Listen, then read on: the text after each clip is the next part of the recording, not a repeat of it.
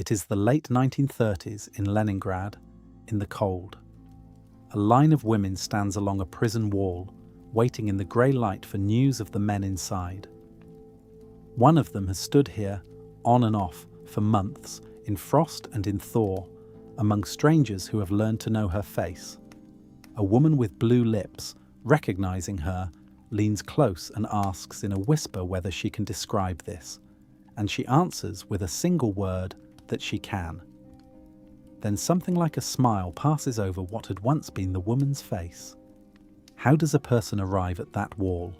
How does a fashionable love poet of old Petersburg, a woman whose early verses young people once recited to each other across drawing rooms, end up standing in a queue outside a prison, promising a stranger that she will find the words for it? The answer is a life. And the life is worth telling plainly, because almost everything that made her famous, and almost everything that nearly destroyed her, is already folded into that one exchange against the wall. She was born Anna Gorenko in June of 1889 near Odessa on the shore of the Black Sea, the daughter of a naval engineer. While she was still an infant, the family moved north to Tsarskoye Selo, a small ornamental town outside Petersburg built around the summer palaces of the Tsars, a place of parks and statues and long straight avenues. She would carry that town inside her for the rest of her life. She began writing verse at 11, in the ordinary way of a clever child who has fallen in love with rhythm, except that in her the habit never loosened its grip. Her father did not approve. When he understood that his daughter meant to publish poems and to be known for them, he forbade her to shame the family name, declaring that he would not have a decadent poetess parading the name of Gorenko in print, so she took another name.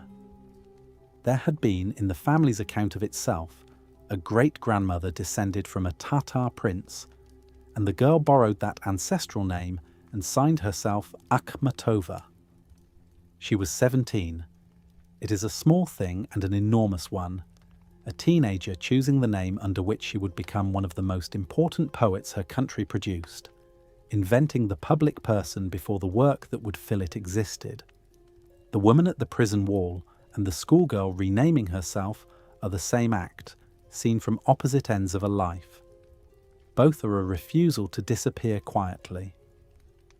There was schooling in Kiev, and after the secondary years, a stretch of law courses, the sort of practical study a young woman of her class might undertake without anyone quite expecting it to lead to a career. What it led to instead was poetry and a marriage. In 1910 she married the poet Nikolai Gumilyov. Theirs was a union of two writers, and the fact of it matters here less for itself than for where it placed her. The marriage set her down at the centre of the most ambitious literary circle of her generation, among people who believed that the right arrangement of plain words could matter more than anything else in the world. And it was in that company, more than in any drawing room, that she became the poet the rest of this story is about. In October of 1912, a son was born named Lev. He was raised for the most part not by her, but by Gumilyov's mother, in the countryside near the small town of Bezhetsk, an arrangement common enough among the literary and the poor and the distracted, and one that would have consequences neither parent could have read at the time. The poems, meanwhile, were beginning to do their work. Her first books appeared in those years and made her suddenly, almost violently famous in a way that attached to her person as much as to her writing. The character of that fame, what it was made of and what it cost her, is its own large subject. For now the fact is simply that by her middle 20s she was known across literate Russia, quoted, imitated, copied in dress and manner, a name that meant something the moment it was spoken. Then the ground moved. The revolution of 1917 swept away the world her early poems had assumed. The drawing rooms and the summer towns, and the whole apparatus of imperial life. Many of the people she knew left the country, scattering toward Paris and Berlin and points further west, and she could have gone with them. She stayed. The reason she stayed, and the moral weight she placed on staying form one of the central arguments of her life. The bare fact is the hinge. She remained inside the country that was becoming the Soviet Union, and so she remained available to everything that country would later do to her. Her marriage to Gumilyov had cooled into friendship and then into divorce. For a brief period afterward, she was married to Vladimir Shileko, a scholar of ancient Mesopotamia, a man of formidable learning and difficult temper who is said to have fed her poems to the stove and set her to copying out his translations from dead languages. By her own later account, she had walked from one kind of confinement into another, exchanging the household of a poet for the household of a man who could not forgive her for being one. The marriage did not last, and Shileko leaves the story almost as quietly as he entered it, a strange interval between the catastrophes, the kind of figure a long life accumulates and then mislays. The first true catastrophe came in 1921, when Gumilyov was arrested and shot by the new state. They were no longer married, but in the eyes of officialdom, she became, and remained for the rest of her life, the widow of an executed enemy, a status that clung to her like a mark. The full account of that year, of the man and his death and what it did to her, is a story large enough to need its own slow telling. From the middle of the 1920s onward, an invisible weight settled over her. She was not arrested and not tried, but her name slowly vanished from print, the result of a decision taken somewhere above her and never explained to her face. For roughly 15 years, one of the most celebrated poets alive published almost nothing of her own. How a person lives inside that kind of silence, and what she made of the time, is a question worth holding in mind. During these years, she shared her life with the art critic Nikolai Punin, a brilliant champion of new painting, in a long unmarried union conducted under conditions of shortage and crowding that were themselves a portrait of the age. That household and the strange courtesies it demanded were a small theatre of everything the age did to private life. And then came the years that put her against the prison wall. In the Great Terror of the late 1930s, when the state was devouring its own citizens by the hundreds of thousands, it did not arrest her. It arrested her son. Lev, grown now, a gifted student of history and the child of an executed father, was taken, and the taking of him was the precise instrument of her suffering, a cruelty aimed at her through the person she could least protect. For 17 months she stood outside the prison among the other women in every season, waiting for any word of him. What that waiting was actually made of, hour by hour, is not the matter of these pages. What matters here is its shape. A mother stood in a line for a year and a half, and out of that standing, held entirely in memory because a single sheet of paper could have killed her, came the poem that is the reason much of the world still says her name. That is the centre of the life, but it is not the end. War arrived, and with it an unexpected reprieve, the state briefly needing the very voice it had silenced, and she was evacuated far to the east before returning to a ruined city. The reprieve did not last. In 1946, the state turned on her again, formally and publicly, in a denunciation that expelled her from literary life and made her once more a non-person, while her son, released and then seized a second time, vanished again into the camps. She survived even that.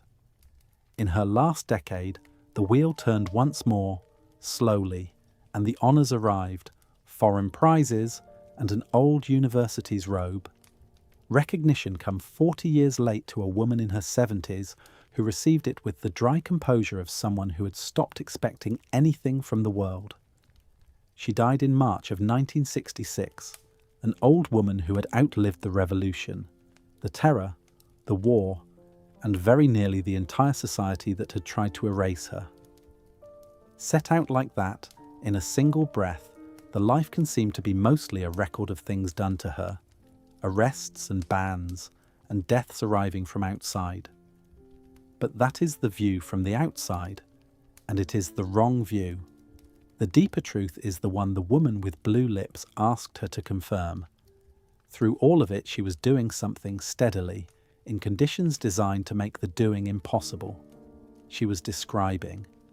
She was finding the exact words for the cold, for a gesture that gives a heart away, for a verdict that lands like a blow, for the look on a face that has forgotten how to smile. She took the small private instrument of the love lyric, the poem about one person's longing for another, and she carried it intact through the whole 20th century until it had learned to speak for one woman, and then for a whole line of waiting women, and then for a country full of the disappeared. So the question this life keeps asking, how a love poet of old Petersburg ended up promising a stranger that she could describe a prison queue, turns out to contain its own answer. She ended up there because describing was never, for her, a decoration laid over experience. It was the thing itself, the one act that remained possible when everything else had been taken. The work she was doing in the drawing rooms at 20, and the work she was doing at the wall at 50, the same work under unimaginably different weather. The biography supplies the facts. It tells us where she was born and whom she married, and when the men around her were killed, and when her name was struck from the lists. But the facts lined up in order are only the outline of a person. They are the empty chair after the sitter has gone, accurate about the shape and silent about the warmth. They cannot tell us what it was like, from the inside, to be this particular consciousness moving through this particular century, holding its gaze steady on the things everyone else had learned to look past, refusing to look away. For that we have to go to the poems. They are still here, every one of them that survived, and they remember things the biography cannot reach. They remember the imperial gardens of her childhood and the bright, dangerous company of her youth, the choice to stay when staying meant standing in the path of history, the long silence and the years at the wall. They hold the whole life, not as dates, but as the living weight of having lived it. The woman in the queue said she could describe this, and what remains is simply the proof of that claim, poem by poem, the record she made of a time that meant to leave no record at all. The life produced the work. It is the work in the end that knows more than the life does. Tsarskoye Selo means the Tsar's village, and for Russians it means one thing above all, the town where Pushkin went to school. It sat a short way south of the capital, a settlement that existed because the rulers of Russia had built their summer palaces there and surrounded them with parks. To grow up in that town was to grow up inside a stage set for empire. There were avenues of clipped limes and long ornamental lakes, pavilions in the taste of 3 different centuries, marble figures of gods and nymphs standing pale among the trees, and gravel paths raked smooth for feet that mostly belonged to the imperial household. A child could walk all morning under the planes and oaks and meet a bronze emperor at every turning. The air smelled of damp leaves and cold stone. In autumn, the statues wore caps of wet gold. It was a manufactured paradise, and it was also an ordinary provincial place with a railway. A short line ran from the town straight into Petersburg, the first passenger railway the country ever built, so that the same little girl who played among the imperial swans could be carried in under an hour to the great grey city on the water. She lived between the 2 worlds, the garden and the capital, and both of them entered her sense of what a poem was allowed to contain. But the thing that mattered most about the town was older than the railway and grander than any palace. Inside the park stood a school. In 1811, some 78 years before she was born, the imperial government had founded an academy there for the sons of the nobility, a place meant to manufacture statesmen, and into its first class had come a restless boy who would instead manufacture the Russian language as we now have it. His name was Alexander Pushkin, and he had walked these same lanes as a schoolboy, scribbling verses, falling in love, learning to hear his own ear. This was the inheritance she felt before she could have named it. She believed all her life that she walked where he had walked, that the cold avenues kept the print of his feet, that a poet of this town was answerable to the one who had defined it. Pushkin was for her not a national monument to be saluted, but a living presence, the measure against which every line could be tested. Where the poetry of her own youth tended toward fog and incense, his was clear, exact, and unafraid of plain speech, and that clarity became her standard. Early on she wrote a small poem set in the very park of her childhood, and it pictures him there as a boy, the dark-skinned youth who had wandered these avenues a century before, grieving by the edge of the lakes, and across the distance of all those years, the poem says, we can still faintly hear the rustle of his steps. She was claiming kinship. She was saying that the town had two children who heard the same silence. That kinship was easy to romanticize and harder to live.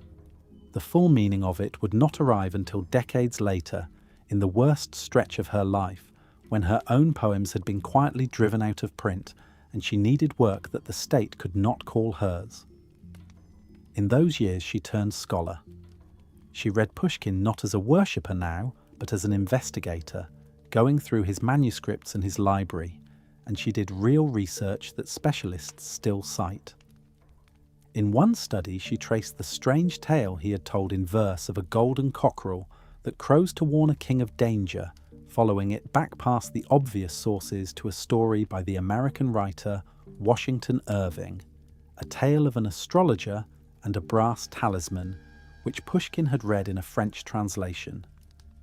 In another, she examined his late dramatic poem about a stone guest, the version he made of the legend of the seducer pulled down to hell by a statue. This was not a detour from her own art. Reading his censored and harassed life, the duel forced on him, the watch the authorities kept over every word, she was reading a mirror of her own predicament and learning from the man who had survived the same machine in an earlier reign exactly how a poet endures a state that fears him. For that is the deepest thing the town gave her, deeper than the parks and the statues. Pushkin had established something in Russia that has no exact equal elsewhere, the idea that the poet is a kind of second sovereign, an authority that runs parallel to the throne and outlasts it. In a country where the official record was so often a lie, people learned to trust the poets to hold the truth in safekeeping, to say in memorable speech what could not be printed in the newspapers, to stand for a conscience the government did not supply. Pushkin had founded that office almost single-handed, and dying young at the hands of the same court society that had built her childhood paradise, he had sealed it. She inherited the office whole.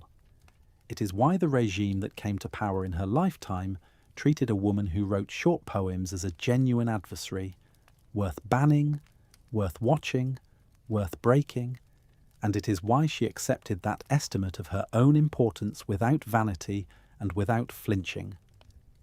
She had been raised, after all, in his town. From the beginning she understood that to be a Russian poet was to be answerable to everyone, alive and dead, and to be answerable to no Tsar at all.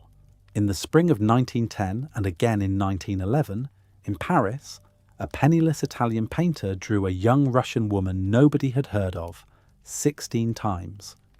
Neither of them was anyone yet. She was a thin girl of 21, newly married, in the city for the first time, with a few poems written and not one book to her name. He was Amedeo Modigliani, a few years older, beautiful and broke, known in the cafes of the Painters' Quarter and almost nowhere else. The world that would later fight over his canvases had not arrived. The legend that would later gather around her had not begun. What happened between them happened in that blank space before either name meant anything, which is exactly why it matters, and why she guarded the memory of it for the rest of a very long life. She came to Paris the first time on her honeymoon, having married the poet Nikolai Gumilyov earlier that year. Of the marriage itself little needs saying here, only that the wedding trip carried her to a foreign city where, by some chance never fully explained, she met the Italian. They saw each other a little that spring. Then she went home to Russia. Over the following winter he wrote to her, and she kept his letters, and in the early summer of 1911 she returned to Paris alone, or nearly so, and the real friendship took place across those few months. She was not yet the woman the photographs would fix in the public mind. She was simply herself, watchful, amused, already carrying the particular gravity that people would later mistake for hauteur. Everything we know of those months comes filtered through her own recollection, written down only at the very end of her life, half a century after the fact. So the Paris she gives us is a remembered Paris, soft at the edges, lit by the knowledge of everything that came after. In that remembered Paris they had no money for anything. When they walked in the Luxembourg Gardens, they could not afford to rent the chairs set out for paying visitors, so they sat together on a public bench instead, and from that bench, she recalled, they recited French poetry to each other, both of them knowing a great deal of it by heart. They had read the same poets without ever meeting, which is its own kind of intimacy. When the rain came, they did not run for shelter. They stayed and shared one large old black umbrella, sitting close beneath it, and went on reciting Verlaine from memory while the rain fell around them. It is a small scene and it asks for nothing. Two young people, no money, a borrowed roof of cloth, poetry in a language native to neither of them, said aloud for the pleasure of saying it. She told one other story about him that she clearly loved because she returned to it. She had gone to bring him roses and arrived to find him out, his studio empty. Rather than carry the flowers away or leave them at the door, she threw them in through the open window, one after another, so that they scattered across the floor of the room. When he came back and learned what she had done, he refused to believe she had simply tossed them. He was certain someone must have arranged them, because they had fallen so beautifully, lying just so across the boards, as if placed by a careful hand. That was the whole of it. A handful of roses thrown through a window by a young woman who could not wait, and a young man insisting on the impossible, that chance had composed them. The story survives because it tells you what the two of them were like together, both of them inclined to find design in accident, both a little in love with beauty arriving by surprise. And he drew her. Again and again, across both of those Paris seasons, he made drawings of her, and she said there were 16 of them in the end. He did not draw her as a Parisian girl of the moment, with the fashions and the fringe. He drew her, she said, as if she were an Egyptian queen, the long neck and the severe line of the body rendered with that ancient stillness, the head held in profile the way the old tomb painters held a head. He had been looking hard at Egyptian art in those years, at the sculpture and the wall paintings, and he saw in this Russian girl a face that belonged to that older, graver world. She accepted the comparison and seems to have been quietly proud of it. It is worth pausing on the strangeness of the exchange. A poor Italian in Paris draws an unknown Russian as a figure out of ancient Egypt, and decades later she is one of the most important poets of her century, and he is one of the most expensive painters in the world. And at the time it was only two people in a cold room, one looking and one being looked at, with nothing riding on it at all. Of the 16 drawings, 15 are gone. They were lost in the wars, and the moves and the confiscations and the sheer attrition of a Russian life lived across revolution, siege and terror, the kind of life in which paper does not survive. Only one came through. A single drawing, the nude line of a seated woman with her head bowed, the one he is supposed to have given her or that she somehow kept. That one drawing she hung on the wall of whatever room she was living in, and she moved many times and owned almost nothing, and through all of it, the drawing went with her. It hung in her room in every home she ever had, until she died. Think of what passed beneath it. The The fame, the silence, the cues, the war, the denunciations, the small late honours. Through all of that, on the wall, the lost girl of 1911, drawn by a man who was nobody when he drew her. He did not live to see any of it. Modigliani died in Paris in 1920, poor and sick, just before the world decided it wanted his paintings, which it then wanted with an appetite that would have astonished him. He never knew that the Russian girl on his bench had become a great poet. She outlived him by nearly half a century. And near the very end, an old woman who had buried almost everyone, she sat down and wrote a short memoir of those Paris months, setting the bench and the umbrella and the roses and the drawings into careful prose, so that the friendship would not vanish the way the other 15 drawings had vanished. That memoir is the reason any of this is recoverable, and it is worth asking what she wanted it to preserve. Not a romance exactly. She was guarded about that, and we should be too. What she preserved instead was a record of herself before the legend hardened around her. A portrait of the poet as an unknown girl, taken by another unknown, at the one moment when neither of them was anything but a person of talent and no reputation. Two people who would each become a name, meeting before they were names, and recognizing in each other something that the world had not yet certified. She kept the one surviving drawing on the wall because it remembered her as she had been before the rest of it happened, and because it was proof that she had once been seen clearly, for nothing, by someone who had no reason to flatter her and every reason to look. Every revolution in poetry begins as an argument about what a word is for, and the argument that made Akhmatova begins with the symbolists.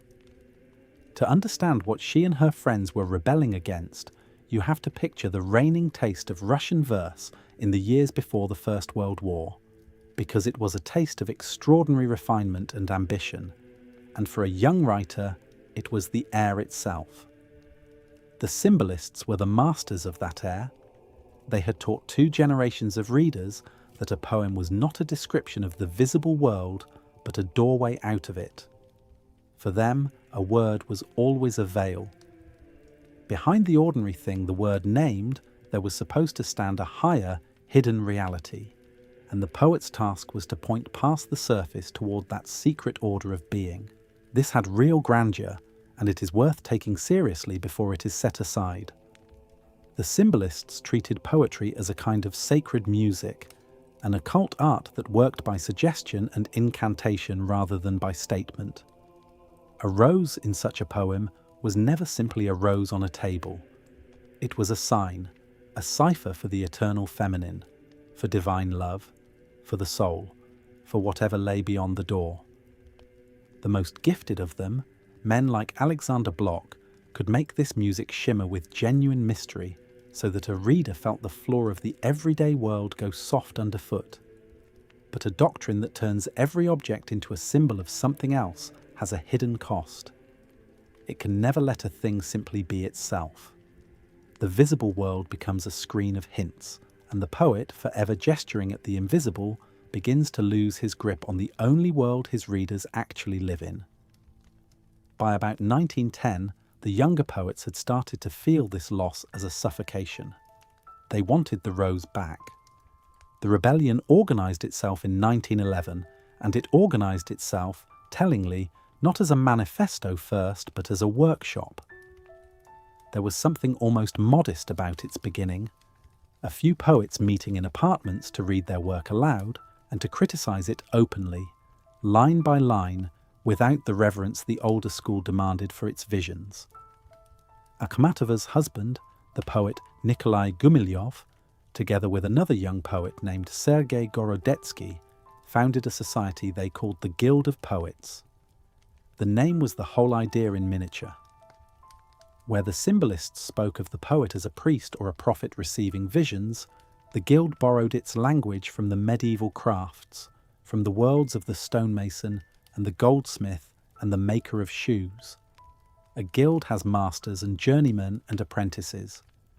It assumes that the work can be taught, that there are standards of competence, that a poem is a made object whose joinery can be inspected and whose flaws can be named.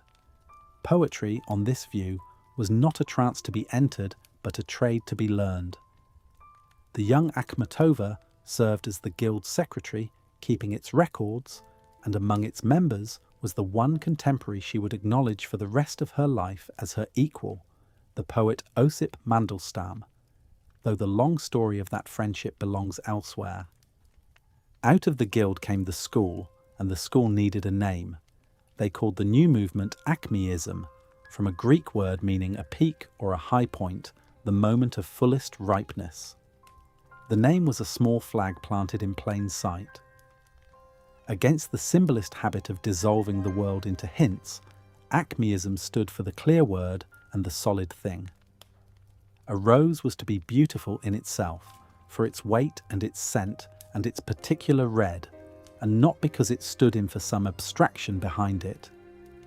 The Acmeists prized the earthly, the concrete, the well-built. They admired architecture, the cathedral that holds its shape against gravity, the craftsman who respects his materials. Where the symbolist looked through the object toward the infinite, the Acmeist looked hard at the object, and trusted that looking hard was itself a form of reverence. Years later, Mandelstam gave the movement the definition that has outlived all the others. Acmeism, he said in effect, was a homesickness for world culture, a longing for the whole inheritance of human making, for Greece and Rome and the cathedrals and the poets of every nation, gathered up and carried forward. It was not a turning away from the sacred. It was a refusal to let the sacred excuse a poet from the discipline of the actual. A doctrine, however, is only the skeleton of a literary moment. The flesh of it, the part that people remembered with a catch in the throat decades later, was a cellar. Off one of the squares of Petersburg, down a flight of steps below street level, there was a small cabaret that the poets and their friends called the Stray Dog. It was a basement room, low and warm and crowded, its walls painted with bright birds and flowers and strange figures by one of the artists of the circle, so that the whole place had the feeling of a child's storybook gone slightly feverish.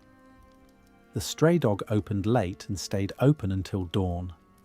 Poets came, and actors, and dancers, and the painters who decorated the walls, and around them a fringe of admirers and idlers, and the merely curious, the people the regulars half-mockingly called the pharmacists, meaning everyone who was not an artist but wanted to breathe the same smoke. There was a little raised stage.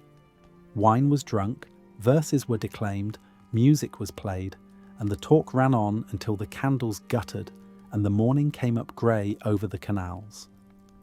Akhmatova belonged to this room as much as anyone, and the room helped invent the public image of her.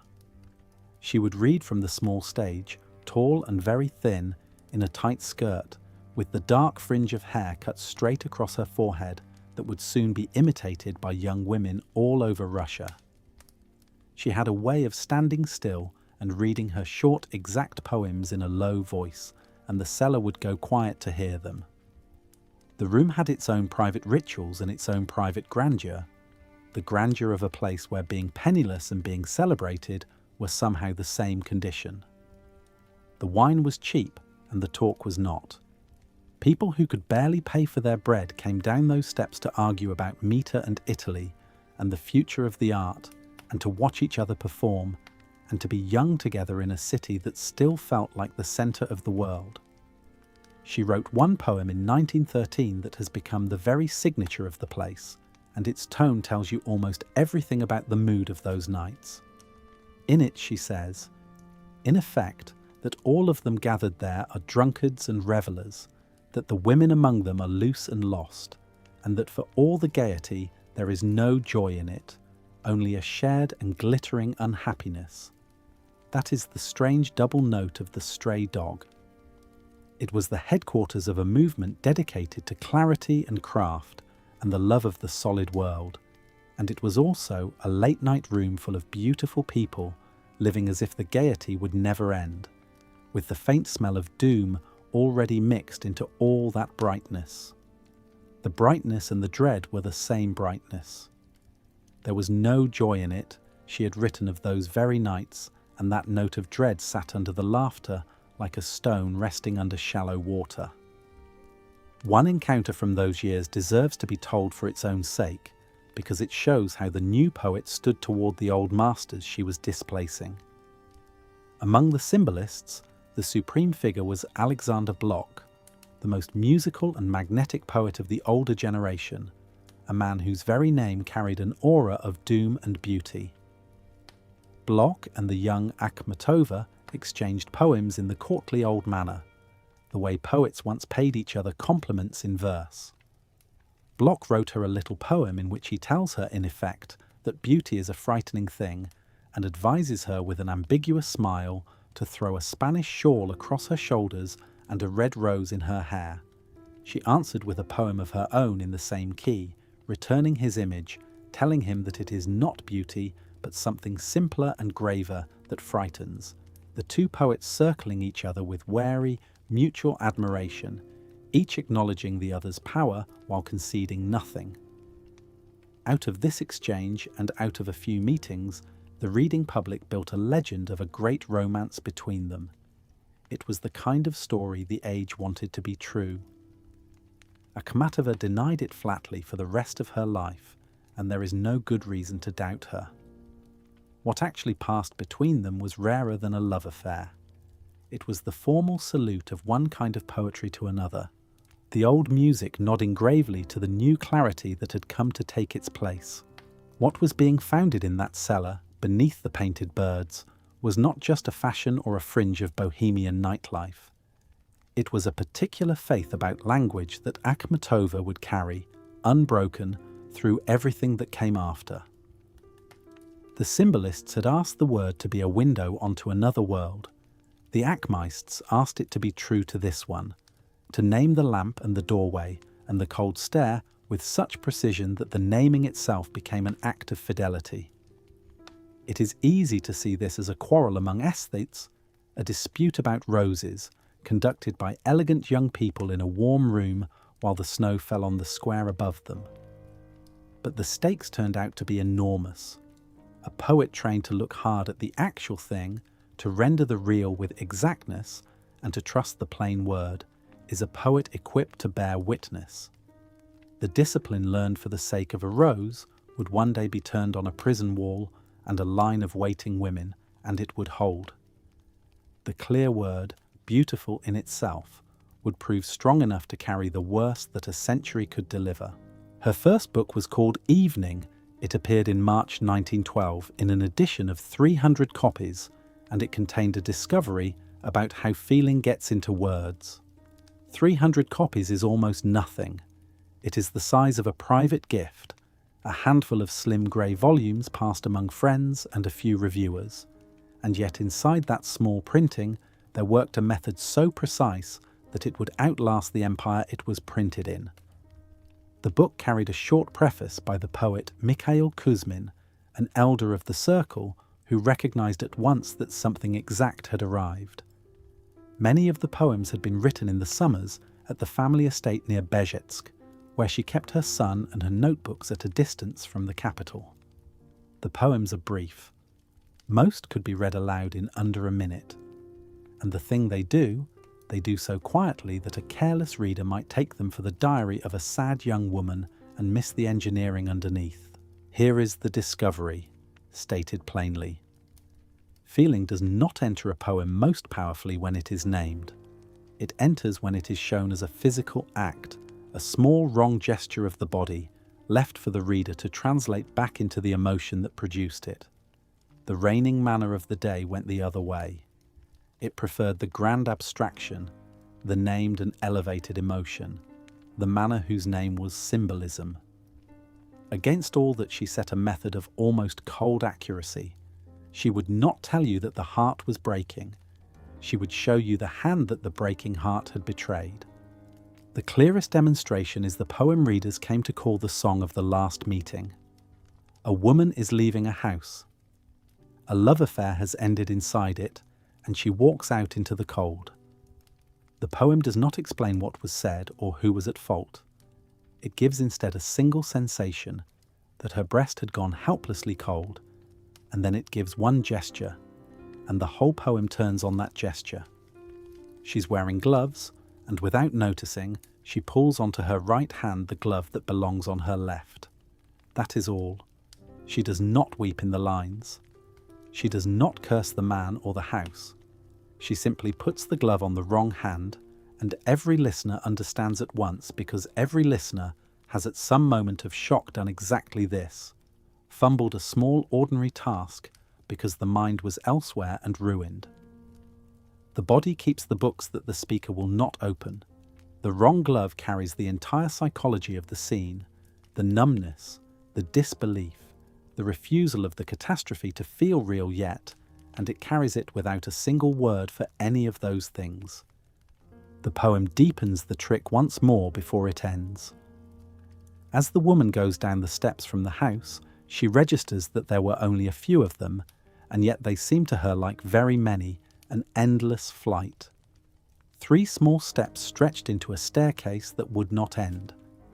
Again, the inner state is rendered as a fact about the outer world, a distortion in how the body measures distance, and again the reader is trusted to do the final work.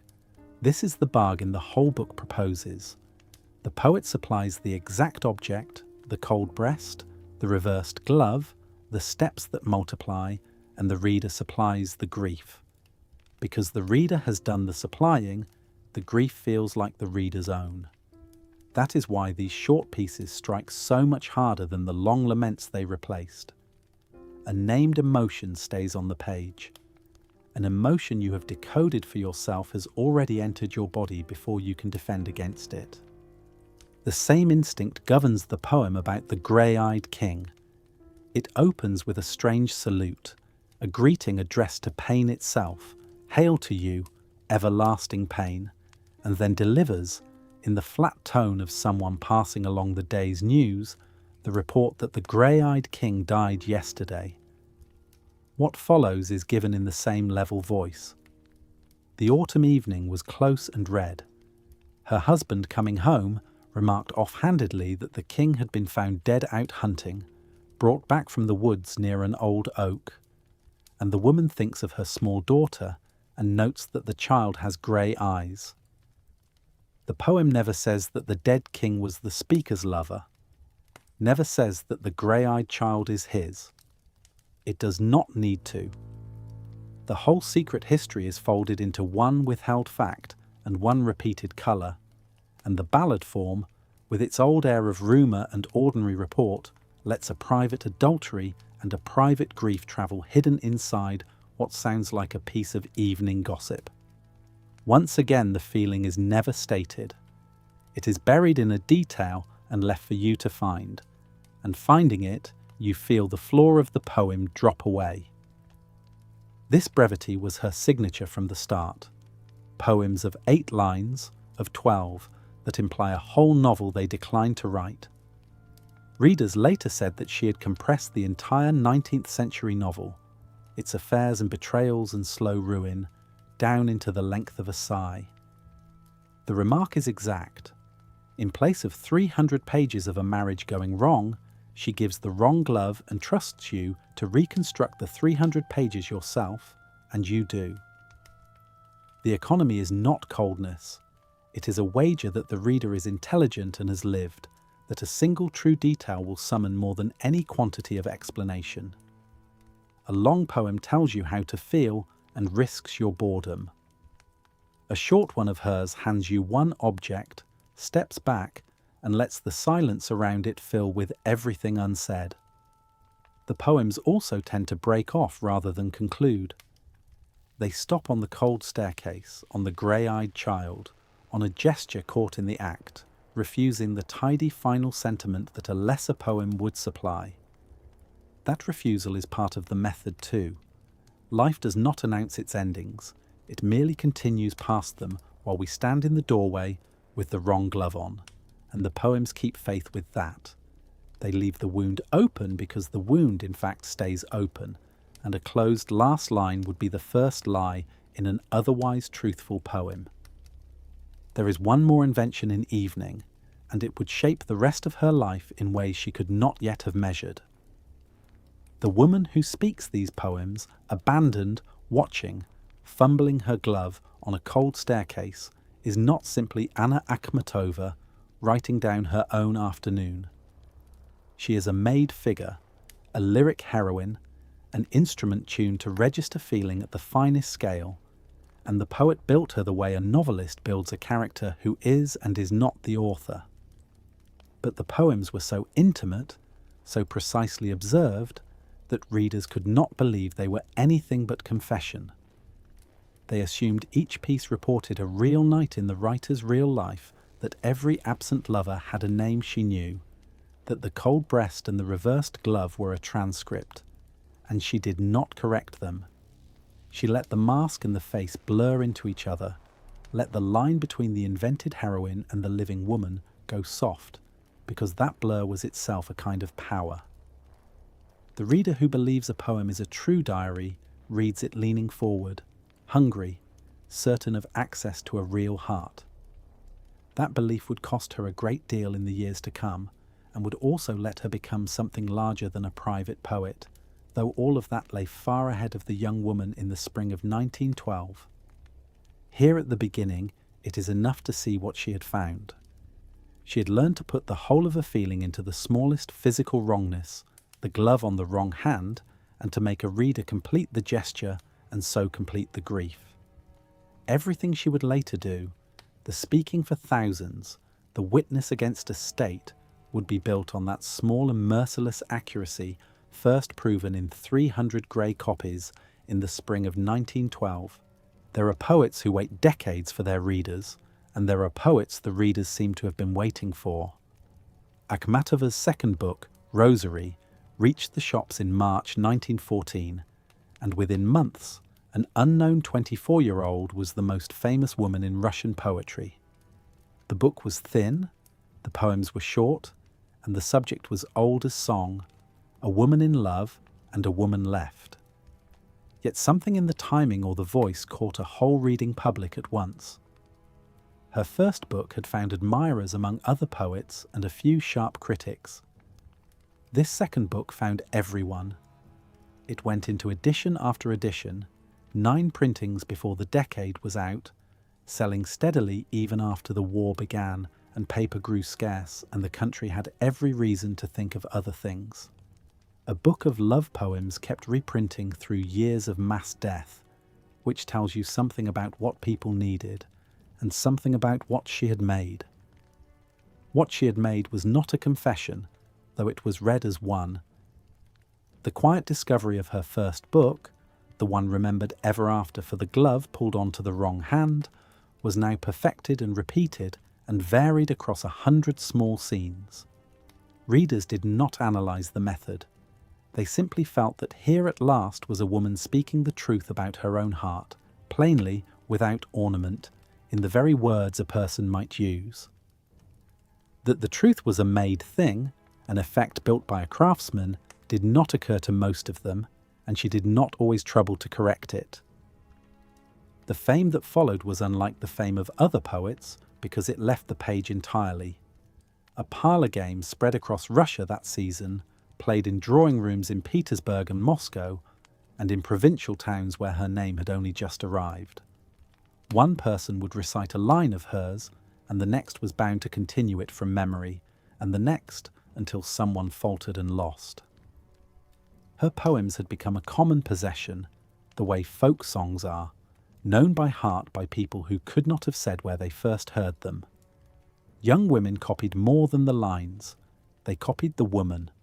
They wore their hair in the heavy dark fringe she wore, draped themselves in a particular shawl the way she draped hers, practiced the tall, still, faintly mournful bearing that photographs had fixed. Reviewers gave the whole phenomenon a name, calling the look and the manner and the borrowed sorrow a kind of Akhmatova lace, a delicate thing everyone could now buy and wear. From far off, another poet watched and paid the highest tribute of all. Marina Tsvetaeva, a stranger to her then, wrote of her from a distance with open adoration, and in those poems she set a crown on her head, naming her Anna of all the Russias, as though she were not a writer at all but a sovereign, the one ruler the country had freely chosen. The phrase stuck because it named something true.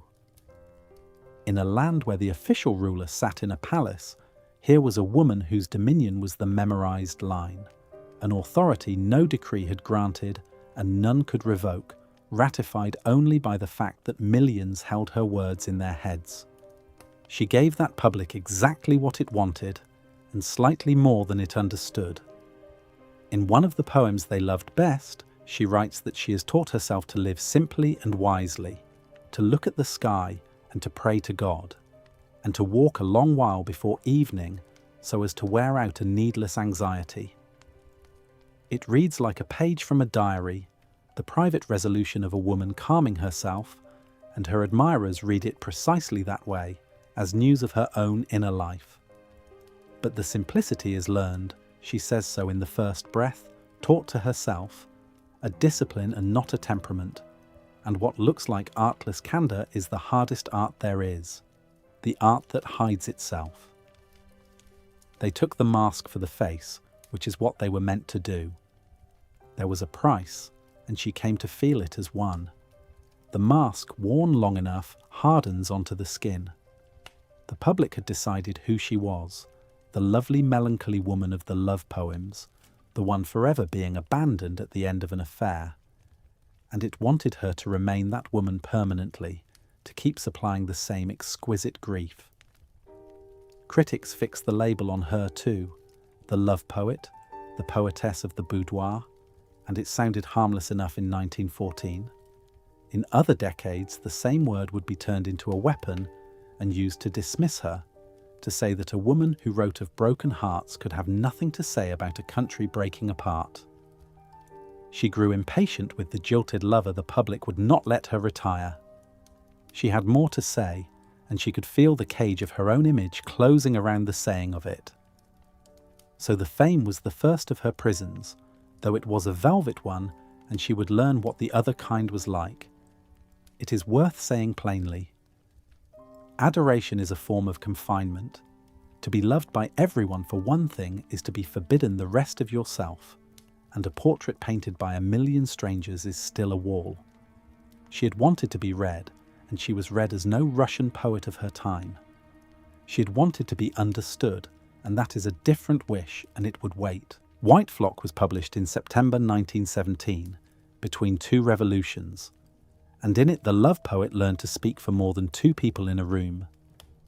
The first two books had perfected a chamber art, a man and a woman, a parting, a single exact gesture caught in passing, the whole apparatus of feeling tuned to the scale of a single afflicted heart.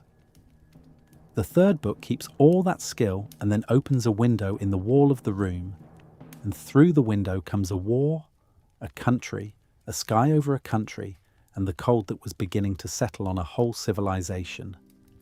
The instrument is the same. The thing it is asked to play has grown enormous. The change has a date behind it, and the date is the summer of 1914, when the First World War began and Russia marched east and west into a slaughter it did not understand. The poems written across the next 3 years carry that war the way a field carries the weather. It is rarely the foreground. It is the light everything stands in. Men leave for the front in these poems and do not always come back. Bells ring for the dead. A woman who once measured grief by the loss of one beloved now hears grief multiplied across every house on the street, and the multiplication changes the arithmetic of what a poem is for. The private wound is still there, but it has been set inside a public catastrophe, and the two have begun to bleed into each other, so that you cannot always tell whether the speaker mourns a lover or a nation, and that uncertainty is the discovery of the book. The clearest sign of the turn is a short prayer she wrote in 1915, and it is a frightening thing to read once you know what came after. The poem offers a bargain to whatever power presides over the fate of a country. She is willing to give up the things a person holds most precious. She offers, in effect, her illness burned away in fever, her child, her companion, even the mysterious gift of song that was her one possession and her one defense. She will surrender all of it, she says, if only the heavy storm cloud hanging over Russia might break and pass and turn at last into a cloud lit with glory. It is a young woman's prayer, exalted and sincere, the kind of offering that feels noble in the moment of making it. And then the century took her up on every clause. The child would be taken from her into the prisons. The companions would be shot or would die in camps. The gift of song would be banned and driven underground for decades. Reading the poem later, after all of it had happened, it looks less like a prayer than like a contract whose terms the future enforced to the letter. A bargain offered in good faith and accepted by a buyer she could not see. Standing inside the book, addressed by many of its finest poems, is a particular man, and his name is Boris Unwritten. He was a cavalry officer in those war years, and he was also an artist, a maker of mosaics, a man who set small, hard pieces of coloured stone into floors and walls to compose faces that would outlast the people who walked over them. She met him through a mutual friend, and she loved him, and the feeling ran through White Flock like a vein of bright metal through rock. Many of the love poems of the book are spoken toward him, or away from him, or into the space he was about to vacate, because almost from the start the love was shadowed by his leaving. He moved between Russia and England in those years, carrying out a courier's errands, and the war, and then the revolution made the leaving permanent. In 1917, with the old world coming apart around them both, Unwritten chose. He chose England, safety, and the chance to go on making his art in a country that was not setting fire to itself. He left Russia, and he did not come back, and he lived a long life abroad among his stones and his patrons, while she stayed behind to be ground down by everything that staying would cost. Before he went, she gave him a ring, a black ring, an heirloom she valued, and the gift became one of the small fixed legends of her life. The talisman handed to the man walking out the door toward the rest of the 20th century.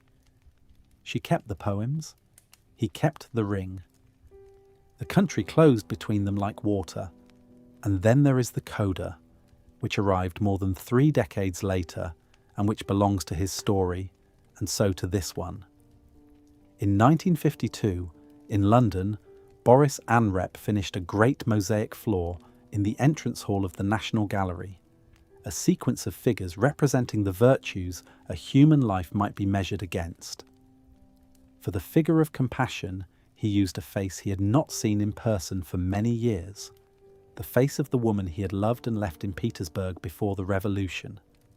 He set her there in the floor, in chips of coloured stone, eyes lowered, eternal, walked over every day by strangers who had never heard her name, the very image of mercy bending toward human suffering.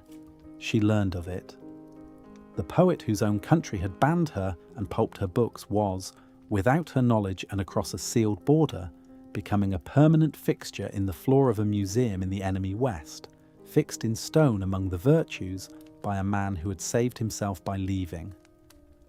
They would meet once more, very briefly, in the last summer of her travels abroad, an old woman and an old man saying little, but for the shape of their story, the ring and the mosaic are the true ending, the talisman handed across and the face set in a foreign floor. Unwritten matters here for more than the love. He is the first of the departures, and the departures are a pattern that will define Akhmatova by contrast for the rest of her life. Again and again the people closest to her would face the same fork in the road that he faced in 1917, the choice between leaving and staying, between the safety of exile and the danger of the homeland, between art made in comfort abroad and art made in peril at home. He chose to leave, and he lived, and he prospered, and he set her face in a museum floor.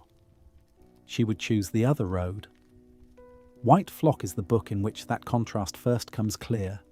the book in which the woman who would stay watches the man who would go and learns by watching him pack what kind of poet she was going to have to become. In 1917, a voice spoke to her in a poem and offered her a clean escape from a dying country, and the poem exists because she said no. The voice is the poem's invention, but the choice behind it was real, and she made some version of it many times over the years that followed, each time more dearly than the last. This is the moral act that stands at the root of everything she became, the decision that made the witness possible long before there was anything she could not bear to watch. Consider first what the offer was, because it was not a small thing. Around her the old world was coming apart. The war had bled the country white, the monarchy had fallen, and the second revolution of that autumn was turning the city she loved into something she did not recognize. Hunger arrived, then cold, then fear. Friends were already packing.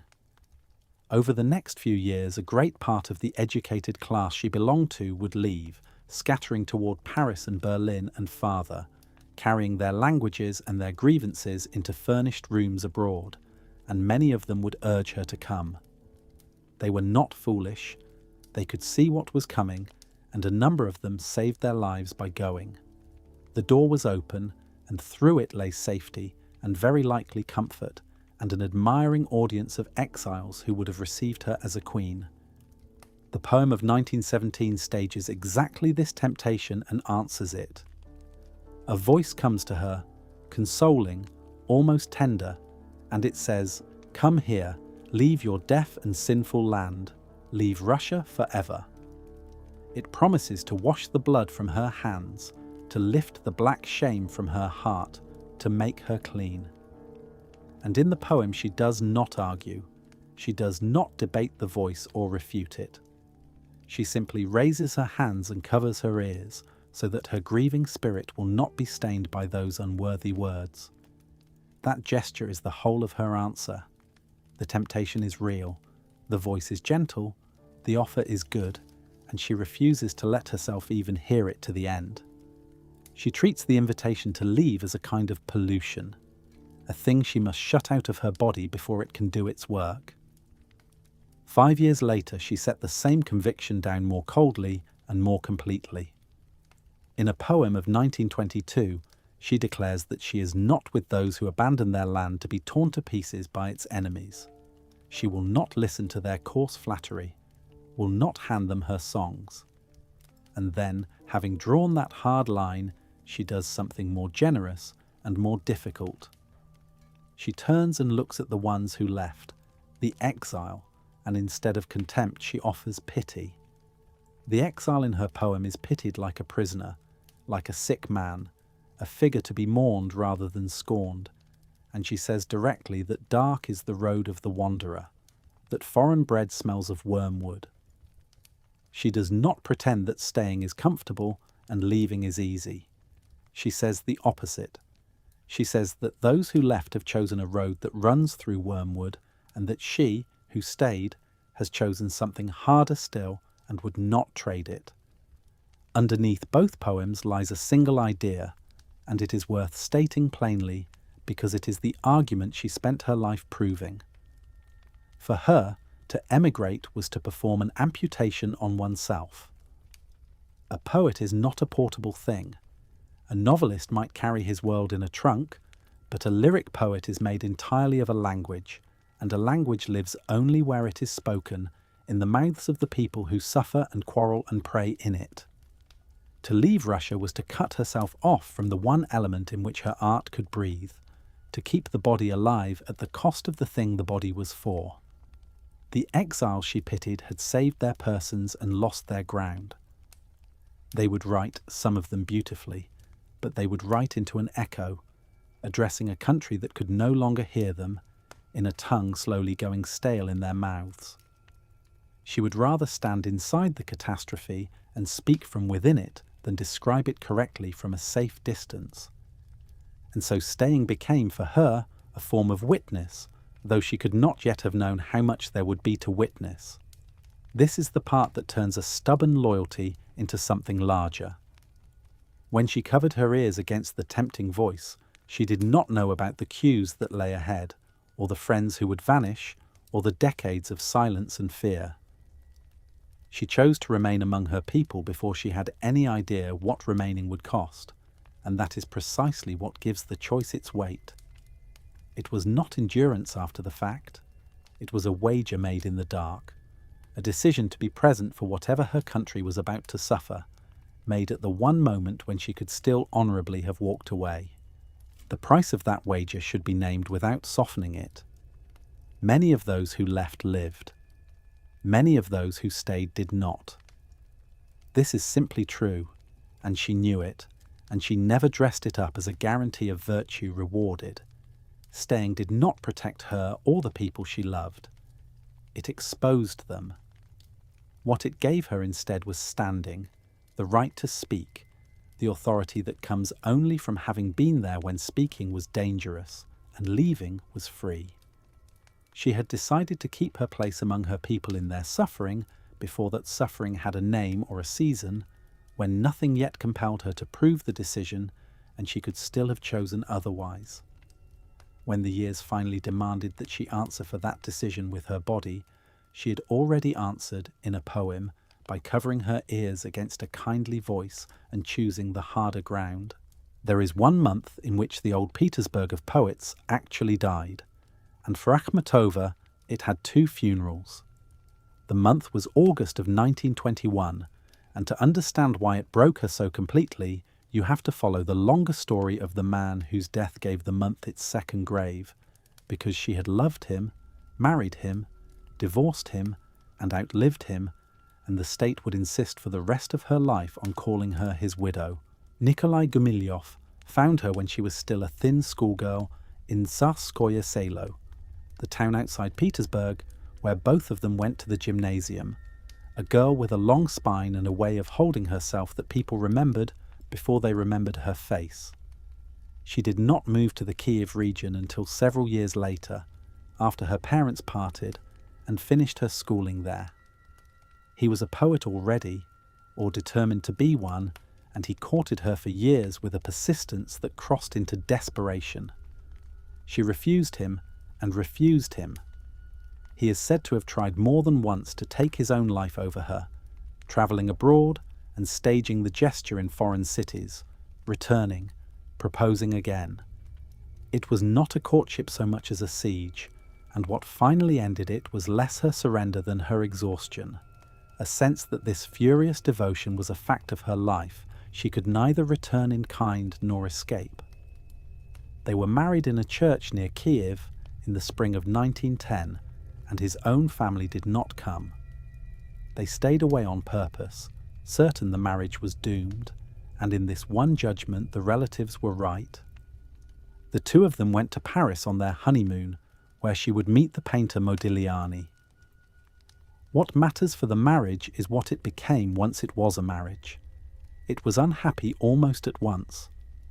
They were 2 poets in one small life, and neither could become the wife or the audience the other half wanted. There is a particular cruelty in this kind of union, where each partner is too much the same shape as the other to fit. He had spent years willing her to be his, and now that she was, he seemed to discover that what he had wanted was the pursuit, and not the having. She, for her part, had married a man whose feeling for her had always been a kind of weather she stood under rather than a thing she shared, and the marriage did not change that. He went off on long expeditions to Africa, hunting and collecting, returning with skins and stories, and a restlessness that no domestic room could hold, and the absences were almost a relief to them both. She wrote. And then her writing began to be read, and then it was read everywhere, and her fame rose past his and kept rising, which is a hard thing between 2 people who have measured themselves by the same yardstick since they were young. Their son was born and sent to live mostly with Gumilyov's mother in the countryside, raised at a distance from both of them.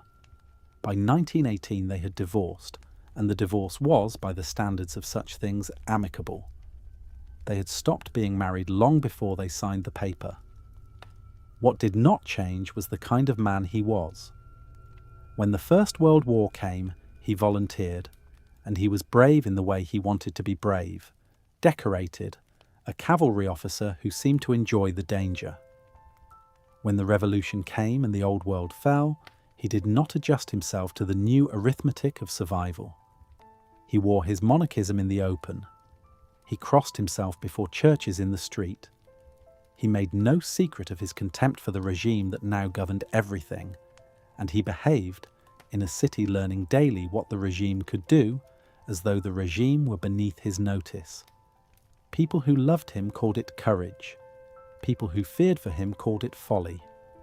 In the end, the distinction did not matter because the state did not care which it was. The month began with the other death. Alexander Blok, the great symbolist master, the poet the whole city had revered as the voice of an age, died on the 7th of August, worn down and starved and broken, gone at 40 in a Petersburg that could no longer feed or heal its own. He had been the older master to whom she had once been linked in the cabaret years, a connection that belongs to that earlier world and not to this month. What belongs to this month is the funeral. All literary Petersburg walked behind his coffin through the streets, the poets and the actors and the readers, the whole world that had made the city a capital of verse. And as they walked, many of them understood that they were not only burying a man, they were burying the era he had stood for, the silver brilliance of the years before everything, and the procession had the feel of a civilization following itself to the grave. She walked in it, and within days she learned that the same month would take Gumilyov too. He had been arrested in the first days of August, swept up in what the new authorities called a conspiracy, a tangle of accusations built around a Petersburg professor named Tagantsev and an alleged plot against the government. The charges against Gumilyov amounted to little more than that he had known of the thing and had not informed, that he had kept some printed pages, that he was who he was. He had not hidden himself, had not fled, had carried on living as the open and unbending man he had always been, and that openness, which in another country would have been merely a temperament, was in this one taken as proof. There was no real trial in any sense the word can bear. The machinery moved quickly and in secret, the kind of proceeding that has its verdict before it has its evidence. 61 people were shot in connection with the affair. He was among them, executed in the last days of the month, somewhere outside the city, and there was no grave. She never learned the exact date. For the rest of her life, the day of his death was a blank she could not fill. A man taken into the dark with no marker and no ceremony, the opposite in every way of the great public funeral that had opened the same August. And so the city that had walked behind one coffin in daylight had no coffin at all for the other. The two deaths bracketed the month like its two hinges, one mourned by everyone and one that could barely be spoken of, and between them the old Petersburg of poets, the city of guilds and cabarets and madrigals, simply ceased to exist. She was 32 years old. She had been divorced from Gumilyov for 3 years.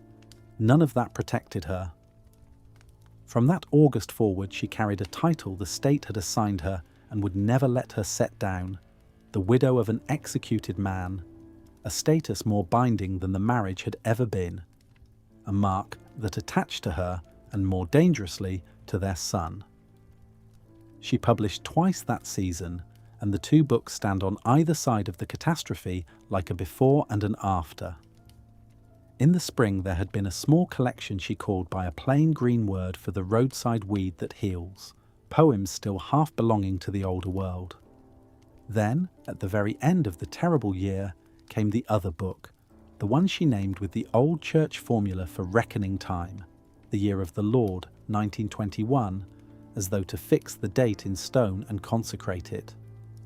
In that title you can hear the grief beginning to harden into something permanent, the private wound taking on the weight of a public record, the year itself becoming a name she would carry.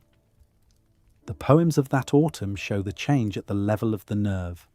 There is one in which terror itself becomes the subject, fear moving through a house in the dark like a living thing, turning over the objects on the table, fingering the familiar shapes of a life as if to mark them for removal, and beyond the window, in the paraphrase that survives, the gleam of an axe waiting. This is not the language of a love poet. It is the language of someone who has learned that the door can open at any hour and that the man behind it will not be a lover leaving or arriving, but the state arriving to take. The fear in the poem is not the old delicious dread of a lover's footstep on the stair. It is the new fear, the impersonal kind, the fear of a power that does not know your name and does not need to, that will come for you on a clerk's schedule and leave no record of where it put you. She had felt that power close its hand once already, in August, on a man she had stopped loving and could not stop being bound to. And the poem is what it felt like to live afterward in a house where the door had a new meaning. And that is the deepest thing this month did to her. For a decade she had been the supreme poet of a small and intimate vocabulary, the words of parting and absence, a man at a gate, a letter left unanswered, a love affair ending in a cold room. She had made that vocabulary carry more feeling than anyone thought it could hold. In August of 1921, that whole instrument was seized and reforged. The man gone was now a man shot. The absence was now an unmarked grave. The parting was now a parting enforced by a pistol in a wood outside the city, with no date and no body and no one to ask. Her language of private loss was converted, against her will and in a single month, into a language fit to speak of murder by the state, and once it had been converted, it never converted back. Everything she would write for the next 40 years drew on that exchange rate, set in the August when her city had its 2 funerals and she stood divorced and unprotected at the edge of both. From the middle of the 1920s to 1940, one of the most famous poets alive published almost nothing, and the silence was not hers. It was imposed. It came not as a sentence read out in a courtroom or a knock at the door in the dark, but as something quieter and stranger, a withdrawal of permission that was never written where she could see it. There was no arrest in those years, no charge, no trial, nothing she could answer or appeal. There was only the slow disappearance of her name from the places where a poet's name is supposed to appear. The journals, the new editions, the announcements of readings, until the absence itself became a kind of statement. Somewhere in the middle of the decade, the party machinery had reached a resolution about her. It was the sort of document that circulated among editors and officials and was understood without being announced. A decision to let her existing books sell out and not be reprinted, to let her go quietly out of print and stay there. She was never shown this paper. No one read it to her or handed her a copy. She inferred it the way one infers a wall in the dark by walking into it again and again. A manuscript would be praised privately and then declined. An editor who had been warm would grow vague. The machinery did its work without ever needing to explain itself, which is the most efficient cruelty a bureaucracy knows, to punish by omission, to erase rather than condemn, so that there is nothing for the punished to push against. The practical effects were ordinary and grinding. Royalties stopped because there were no new printings to pay them. For years she lived on a pension so small it barely deserved the name, granted grudgingly and always at risk of being forgotten. She lived in rooms that belonged to other people, in corners of other households, dependent on arrangements she had not chosen. Her dresses dated from a decade earlier and were mended past the point where mending shows. Friends came carrying food, a parcel of bread, a little sugar, a fish wrapped in newspaper, the small economy of love that keeps a person fed when the state has decided she should not earn. Visitors who had known her in her fame were startled by the contrast, the woman who had been copied and imitated across Russia now sitting in a cold room in a frayed shawl, and startled again by how little she seemed to mind the appearance of it. There was one kind of writing the state permitted a banned poet, and that was the rendering of other poets into Russian. Translation was the work assigned to the silenced, a way of keeping them at the desk and out of the conversation at the same time. She translated, as such writers had to, the verse of other nations and other centuries, the poems of countries she would never see, and she did it with the exact ear that had made her own lines famous. But she resented it deeply and said so to the few she trusted. To spend her gift carrying another writer's meaning across into Russian, while her own meanings were treated as contraband, felt to her like being made to eat her own time alive, to grind down the hours of her one talent on errands for the dead, hours that would never come back and would never produce a line that was hers. Around all of this she built a way of carrying herself that those who saw it never forgot. She received her poverty like a sovereign receiving in a smaller palace. The dignity was not performed exactly, though it had something of performance in it, an old actress's instinct for how to hold a room with nothing but bearing. She behaved as if the ban were not a humiliation, but a form of recognition, and in a way she was right to, because the state does not trouble to silence a voice it does not fear. To be forbidden was to be measured. The regime had read her closely enough to decide she was dangerous, and there is a bitter compliment buried in that, which she understood perfectly and refused to refuse. The watching was constant, and she treated it the way one treats the weather, as a condition of the air rather than an event. She assumed that among any two guests, one was reporting, that letters were read before they reached her, that the room itself had ears in the plaster, and the walls passed everything along. She did not dramatize this assumption or grow frantic with it. She simply lived inside it, choosing her words as a person chooses clothing for the cold, with the surveillance taken for granted the way damp and frost are taken for granted in a northern city. It was the permanent climate of the unfree, and she had acclimatized. The decade was not empty of work, only empty of publication, and the distinction is the whole point. In these silent years she turned to scholarship, to long patient study of Pushkin, and she read and she thought and she made things that no printer would ever touch. The poems she could not publish did not therefore cease to exist. They were written or held or carried forward in some condition short of print, waiting. A voice ordered out of the public air does not stop sounding. It only stops being heard by anyone the authorities are willing to count. And here is the conviction she arrived at in those years, worked out slowly across a decade of being made to vanish, the thought that the whole rest of her life would prove. A poet, she came to believe, cannot be unwritten. A poet can only be unpublished, and the gap between those two words is the entire game.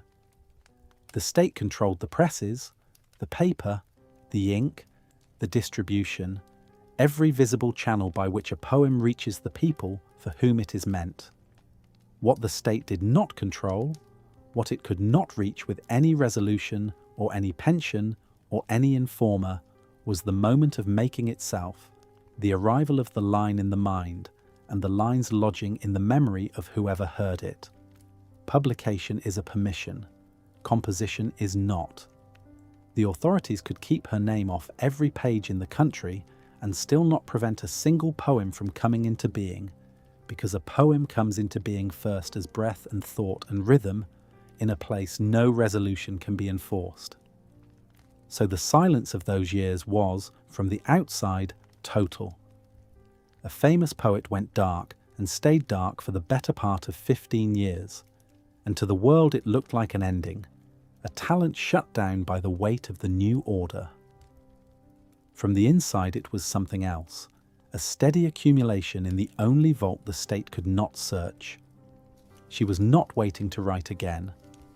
She was writing the whole time in the only currency that mattered, which is the made thing itself, and saving it where it could not be confiscated. The ban had taken the easy half of a poet's life, the printing and the praise, and the bread that comes with them. It had left the hard and essential half exactly where it was, She had grasped the one fact that made the rest of what was coming survivable, that they could stop her from being read, and they could not stop her from being a poet, and that these had never been the same thing.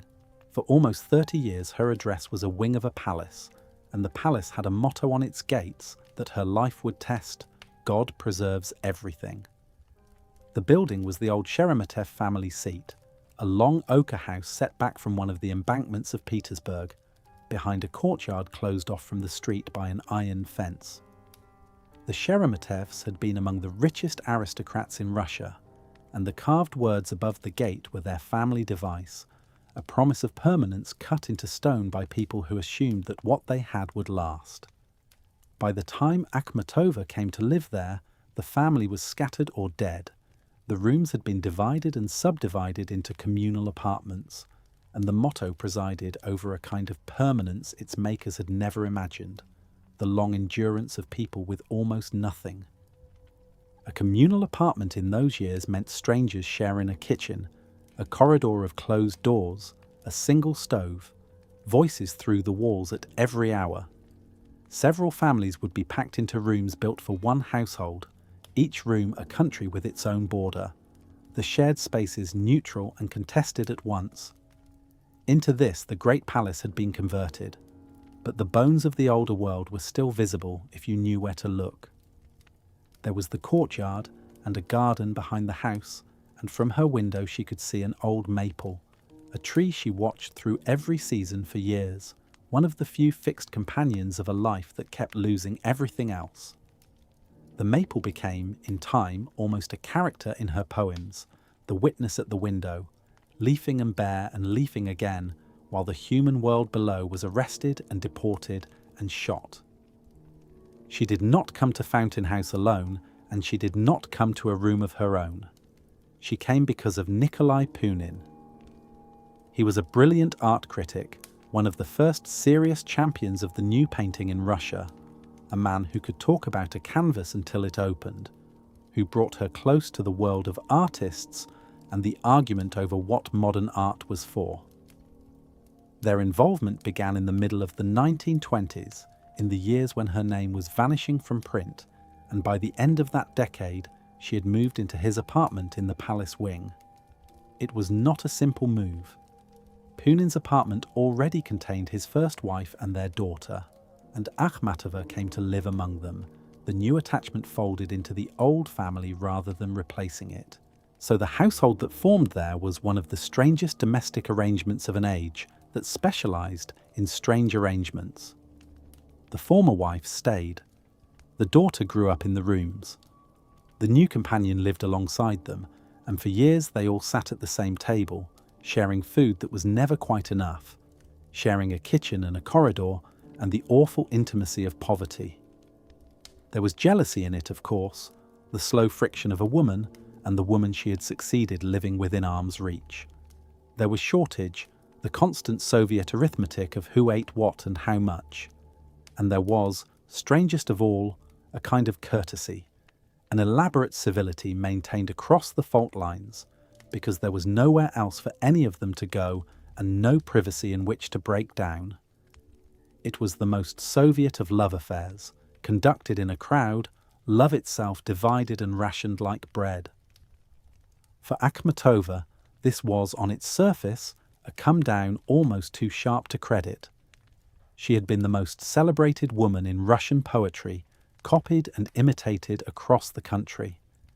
Now she was the unofficial third adult in a divided apartment, a guest who never left, dependent on a man for the roof over her head and on the goodwill of his former wife for peace at the table.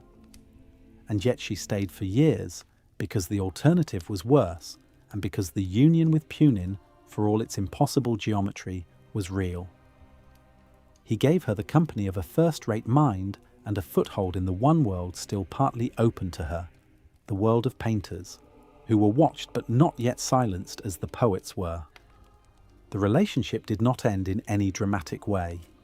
It ended the way most long unions actually end, by cooling in place until the warmth was simply gone. In 1938 she left him. Leaving, in those rooms, did not mean leaving the building or even the apartment. It meant moving one room over. She took a separate room in the same communal flat and went on living a few steps from the man she had stopped loving, the two of them passing in the corridor, sharing the kitchen, the affair over, but the address unchanged. There is something almost unbearably ordinary in this, the grand passion reduced to a question of which door, the end of love registered not as a departure, but as a slight shift along a hallway. What gives the picture its weight is the motto on the gate, presiding over all of it. God preserves everything the Sheremetevs had carved, meaning their estate, their name, their world, none of which God preserved. The aristocracy was gone, the palace was a tenement, the marriage within it had failed quietly in a single room. And yet the words turned out to be true in a way no Sheremetev could have meant. What was preserved at Fountain House was not property or lineage, but something the carvers would not have valued. It was the watching maple, and the ordinary endurance of people who had been stripped of nearly everything, and a poet who lived in those crowded rooms and kept the lines that would outlast the whole arrangement, somewhere they could not be searched. The palace preserved her, and through her it preserved far more than it knew. Of all her friendships, one stands apart, the poet Osip Mandelstam, the only contemporary she fully acknowledged as her equal, and the first of her circle the terror ate alive. She knew many gifted people, loved some of them, quarrelled with others, outlived nearly all. But Mandelstam she set on the same shelf as herself, and she did not put many there. They had met when both were young, in the same guild of poets that gathered the two of them among its members. From those early years a particular kinship formed between them, the kinship of two people who could hear what the other was attempting before it was finished. For a quarter of a century they read their new work to each other. A small dark man with his head tilted back, reciting from memory because he composed in his head and rarely wrote a poem down until it was done, and the tall woman listening with the stillness of someone weighing every word against a standard only she could see. Each was, for the other, the reader who mattered. They could be harsh with one another in the way only equals can afford, refusing the praise that costs nothing, and the harshness was itself a kind of respect, the assumption that the other could bear the truth about a line and would want it. Through every change of regime and fortune, the visits continued, in cramped rooms and borrowed ones, over weak tea, two people who had agreed without ever stating it that the work was the one thing not subject to the times. He was reckless in a way she was not. She measured her risks and chose them. He seemed unable to stop himself, as though the danger were a kind of music he could not help humming. In 1933 he composed an epigram about the man who ruled the country, a short, savage thing that he never wrote down and recited only to a handful of people in rooms he trusted. It described, in effect, the leader in the Kremlin with the thick fingers fat as worms, whose every pronouncement fell on the listener like an iron weight, and whose moustache the poem likened to a cockroach. To say such a thing aloud, even once, even among friends, was to hand someone a rope. Akhmatova understood this perfectly. Mandelstam recited it anyway. Somebody who heard it carried it where it was meant to go. She was in their apartment in May of 1934, on the night they came for him. The agents arrived in the dark and stayed until morning, turning the small rooms over inch by inch, pulling books from shelves, slitting cushions, scattering the loose pages of a poet who kept almost nothing on paper, looking for the thing that had never been written. She and Nadezhda, his wife, sat through the hours of it. There is a particular helplessness in watching a search, the way the searchers own the room and you do not, the way an apartment you have eaten and laughed in becomes evidence under their hands. By dawn they took him. He was sentenced to internal exile, a removal from the cities to a provincial place, and after a stretch of further misery, he and Nadezhda came to rest in Voronezh, a town south of Moscow where he was permitted to live but not to leave. She went to see him there in February of 1936. It was no small thing to travel to the place of a disgraced man and sit at his table, and she did it. And out of the visit, she made a poem she called Voronezh.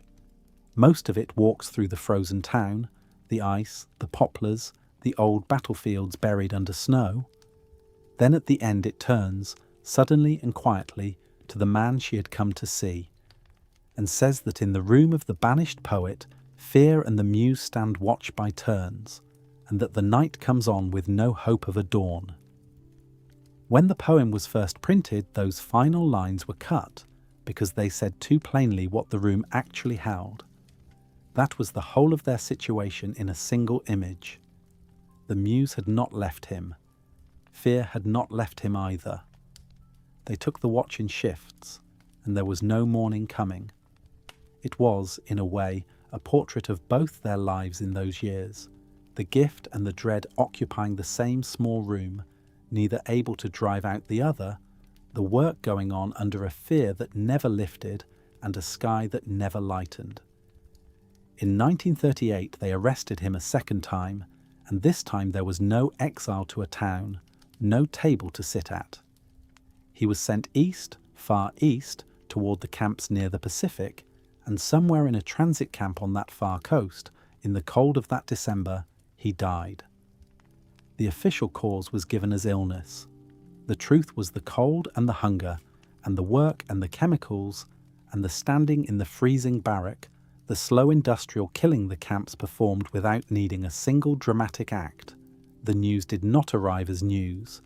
It arrived as rumour, then as a fuller rumour, the date uncertain, the place uncertain, the body gone into a common grave whose location no one could name. For years his widow did not know with any precision when her husband had ceased to exist. That uncertainty was not an accident of bad record keeping. It was the method. The state did not merely kill people. It tried to dissolve the fact of them, to make even the moment of death a thing that could not be located or said. Mandelstam had once made a remark that his widow preserved, and that became in time almost a motto for what their generation had endured.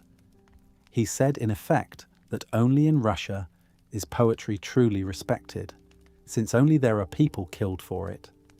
It is a bitter joke, and like the best bitter jokes, it is also simply true. In a country indifferent to verse, no one bothers to shoot the poet.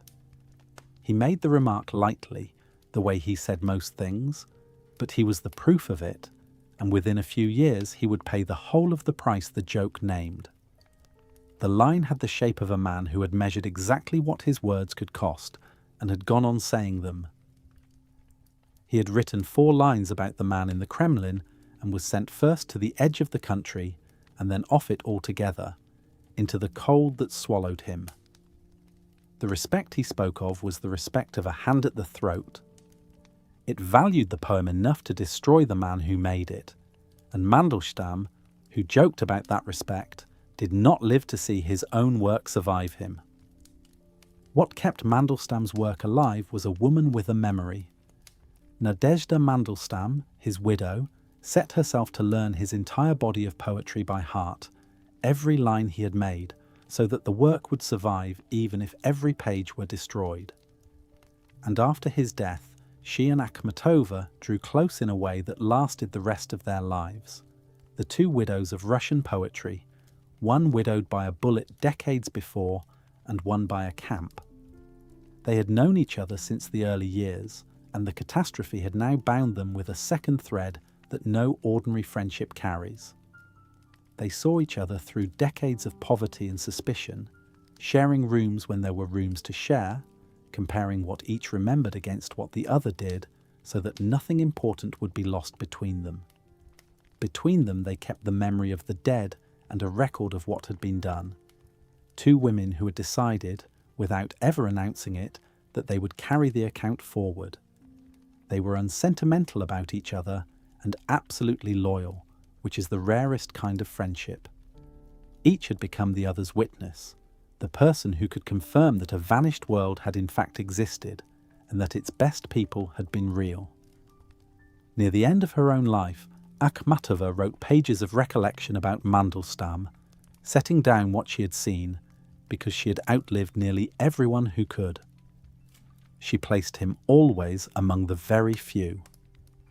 When she spoke of the great poets of her century, she named him without hesitation and without the qualifications she applied to almost everyone else, including herself. He was the equal she had been waiting for and the proof of what the age would do to such men. His death was the first in her circle to teach her the shape of the thing that was coming, the method that took the gifted and the harmless alike and erased not only their lives but the evidence that they had lived. She had loved him as a friend and admired him as an artist, and now she had a third relation to him, the one the century specialized in producing. She had become a survivor of him.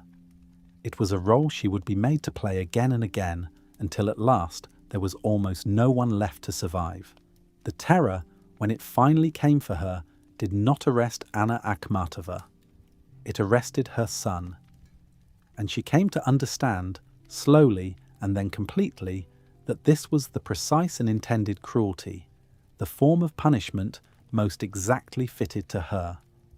A regime that wished to break a poet who would not be silenced did not need to touch the poet at all. It needed only to take the one hostage against whom she had no defense, no argument, no shield of fame, and then to make her watch. The state had learned that the surest way to a mother is through her child, and it applied the lesson to her with patience. To understand why the boy was already marked, you have to understand who his father was. Lev had been raised mostly away from her, in the countryside near Bezhetsk, by his grandmother, while his mother lived her literary life in the city. The arrangement was practical, and it was also a fact the son would carry like a grievance for the rest of his life, the early sense that his mother had been a visitor in his childhood rather than a presence in it.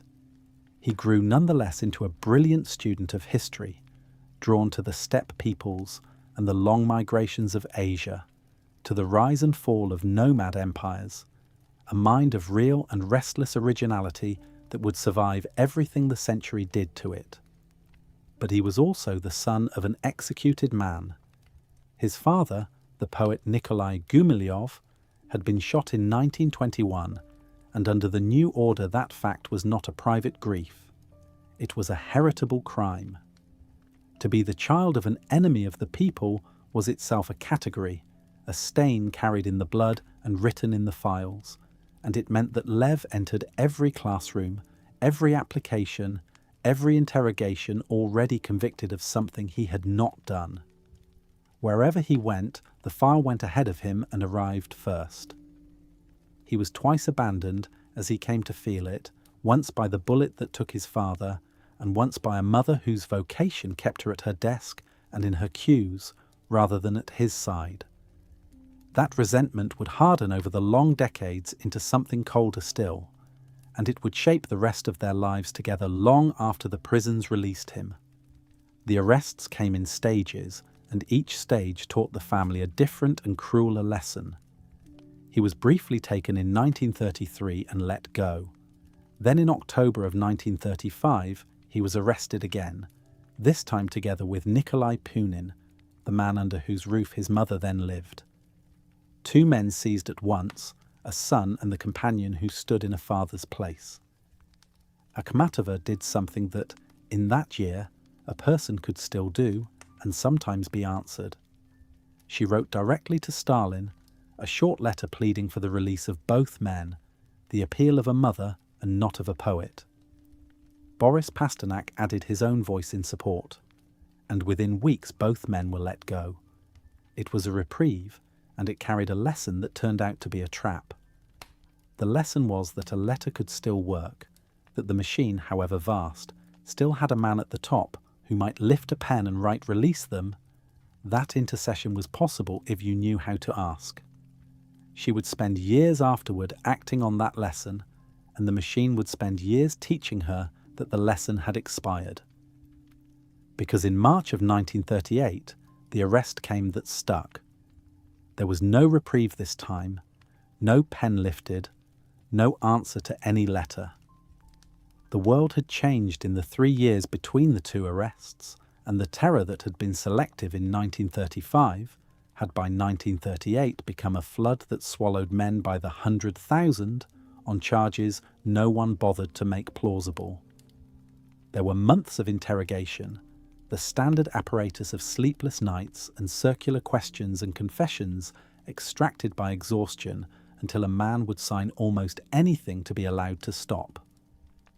At the end of it came a sentence dispatching him to the camps of the far north, to Norilsk, above the Arctic Circle, where the cold itself was a sentence and the work was meant to use a man up.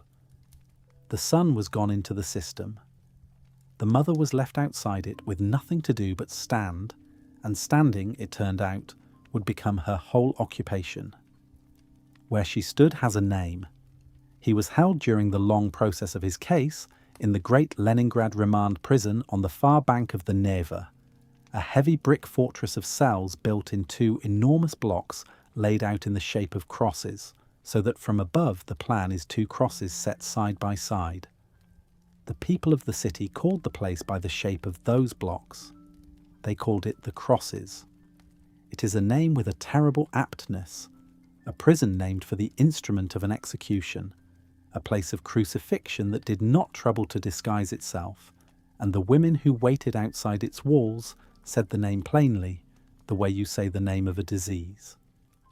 And it is the waiting that must be described, because the waiting was the whole of her experience of the terror, the part she lived in her own body. There was a procedure, and the procedure was the point. Before dawn, in every season, in the white nights of summer, and in the iron cold of the Leningrad winter, when the breath froze on a scarf, the women gathered outside the prison wall. Hundreds of them. They were the mothers and wives and sisters of the men inside, and they came not to visit, for visits were not permitted, but to take a place in a line. Numbers were chalked on coats or on the backs of hands, or called out along the line in low voices, a fragile self-governing order the women kept among themselves, so that the place you had held since 4 in the morning would still be yours at noon. You waited for the chance to reach a small window. At the window you could do one thing. You could hand over a parcel, a little food, a little money for the man you were not allowed to see. Everything hung on what happened at that window, and the women had learned to read it like a verdict. If the parcel was accepted, it meant that he was alive, and that he was still here, in this prison, on this day. That was the good news, the only good news the place dispensed, and the women carried it home like a treasure, the knowledge that yesterday at least he had been alive to receive what they brought. But if the parcel was refused, it meant something else, and no one at the window would tell you what. A refusal might mean he had been transferred to another prison, or sent on to a camp a continent away, or it might mean worse, the thing no one said aloud and everyone in the line understood. The window gave no reasons. It belonged to a system that had made the withholding of information into an instrument, that punished the families along with the men by keeping them in a permanent fog where hope and dread had equal standing and neither could be confirmed. The clerk simply took the parcel or pushed it back, and you were left to stand in the street and assemble a meaning from a single motion of a stranger's hand. You handed over money for a man you could not see and could not be certain still breathed, money you could barely spare, and then you went home and rose again before dawn and took your place in the line once more, and the next morning, and the morning after that. This was her life for 17 months, not a scene, not an episode, but a season of her life stretched across more than a year, the daily pilgrimage to the wall, the numbered place, the hours on the stone, the small window and its verdict. 17 months of standing among women who had become, without anyone choosing it, a society of their own, bound by the one thing they shared and could not name to anyone outside the line. They came from every quarter of the city and every condition of life, the wives of arrested engineers and the mothers of arrested students and the daughters of arrested old men, all of them flattened by the same machinery into a single grey congregation outside a single grey wall. They did not speak much. To speak was dangerous, since an informer might be standing at your shoulder in the line as easily as anywhere else. And besides, there was little to say that the situation did not already say for them. They learned each other by sight without learning each other's names. They held places for one another, and minded one another's parcels, and exchanged the small mercies that strangers exchange when they are enduring the same unendurable thing. And in that standing the most famous love poet of old Petersburg became indistinguishable from any other woman at the wall. A mother with a parcel, stripped of every distinction the world had ever granted her, and reduced by the state to exactly the condition the state intended, helpless, anonymous, and present. It was there in that line that another woman once asked her whether she could describe all this. What matters here is the ground on which such a question could even be asked. The cold and the wall, and the window and the 17 months, the long ordinary horror that the regime built so carefully and administered so quietly. The poems would come from this. But first there was simply this: a woman standing in a queue before a prison shaped like crosses, holding a parcel, waiting to learn from the motion of a stranger's hand whether her son was still alive. The most dangerous object in Leningrad at the end of the 1930s may have been a scrap of paper in a poet's handwriting, and the poem that became Requiem was composed so that the paper never had to exist. This is not a figure of speech. A poem about the terror, written down, was not literature. It was an exhibit. It was the kind of thing that could be photographed, filed, read aloud at a tribunal, and used to end the life of the person who wrote it and the lives of everyone in whose pocket or stove or floorboard it was found. So the most remarkable fact about the greatest poem of those years is a fact about its physical absence. For 2 decades it had almost no body at all. Consider what she was actually making. Between 1935 and 1940, in the years her son was inside the prison, whose blocks she could name, the poem arrived the way grief arrives. Not all at once and never on schedule. A line would come to her standing in a line, in the grey hour before the gate opened. A few words would assemble on the tram across the city. A whole stanza might form at night and have to be held until morning. She was assembling a long work out of these fragments, a sequence of short poems that would eventually lock together into a single rite of mourning. But she could not assemble it on a desk, because a desk leaves evidence, and a manuscript of this poem was a confession to a crime the state was inventing daily. The composition and the concealment were therefore the same act. She was not writing the poem and then hiding it. She was writing it in a form that required no hiding, because it was never set down at all. The method by which she did this is the most famous backstage scene in her whole life, and it survives because one person was there to record it. Lydia Chukovskaya was a writer, the daughter of a celebrated man of letters, and she became across these years Akhmatova's closest witness, keeping private journals that would later let the world watch this room from the inside. She would come to visit the wing of the old palace where Akhmatova lived, the household on the embankment that everyone who knew her simply called by the name of its fountains. And in that room a strange double performance would unfold.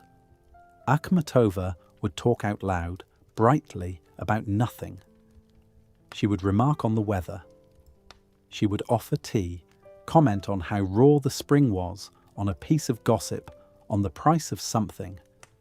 The voice carried on its small bright errand for the benefit of the walls. And while it talked, her hands would be busy with a different task entirely. She would have written a few new lines onto a scrap of paper.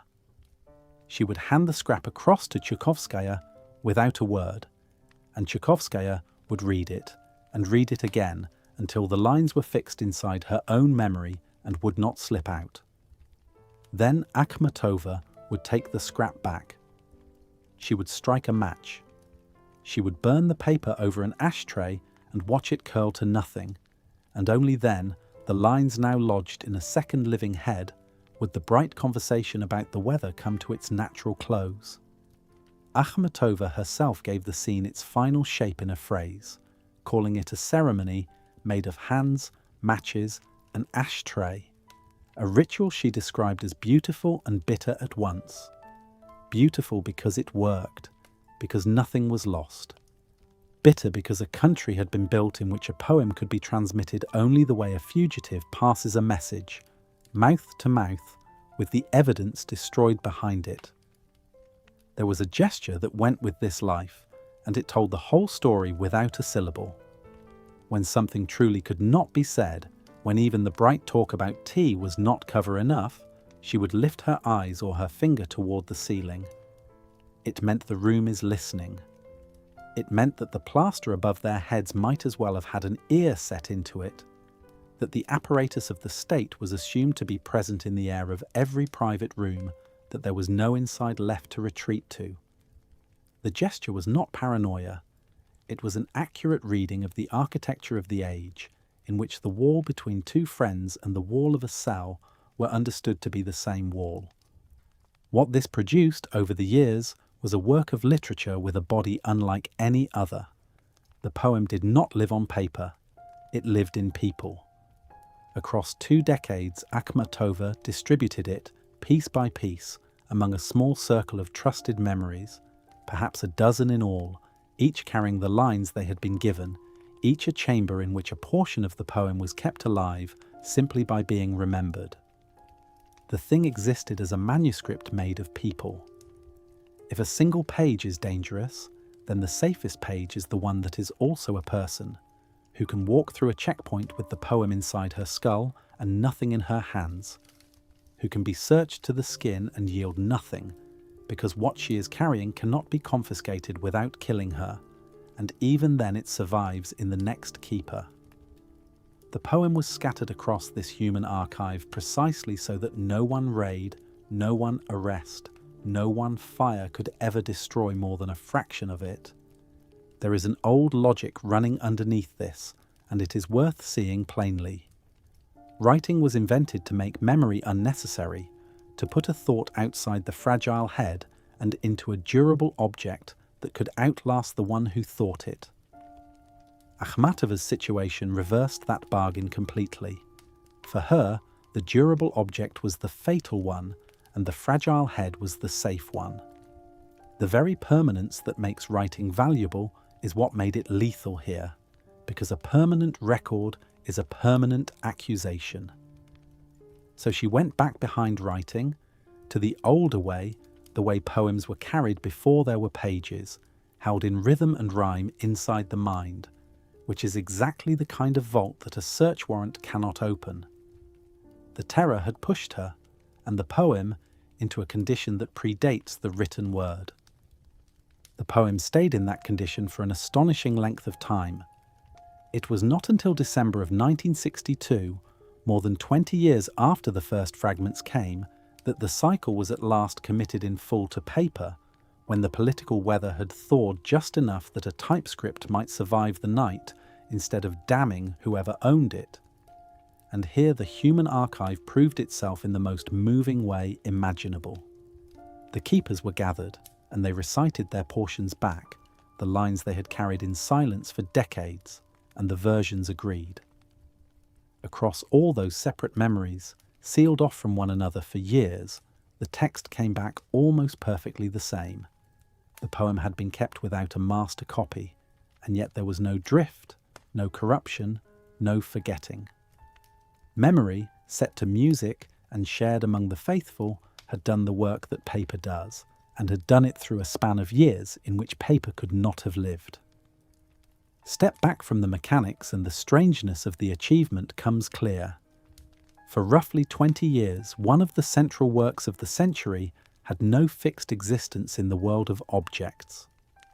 It was not in any drawer, not in any archive, not on any shelf. It existed the way a piece of music exists between performances, present in full, but located nowhere you could point to, real only in the moment it was sounded, and then folded back into the memories that held it.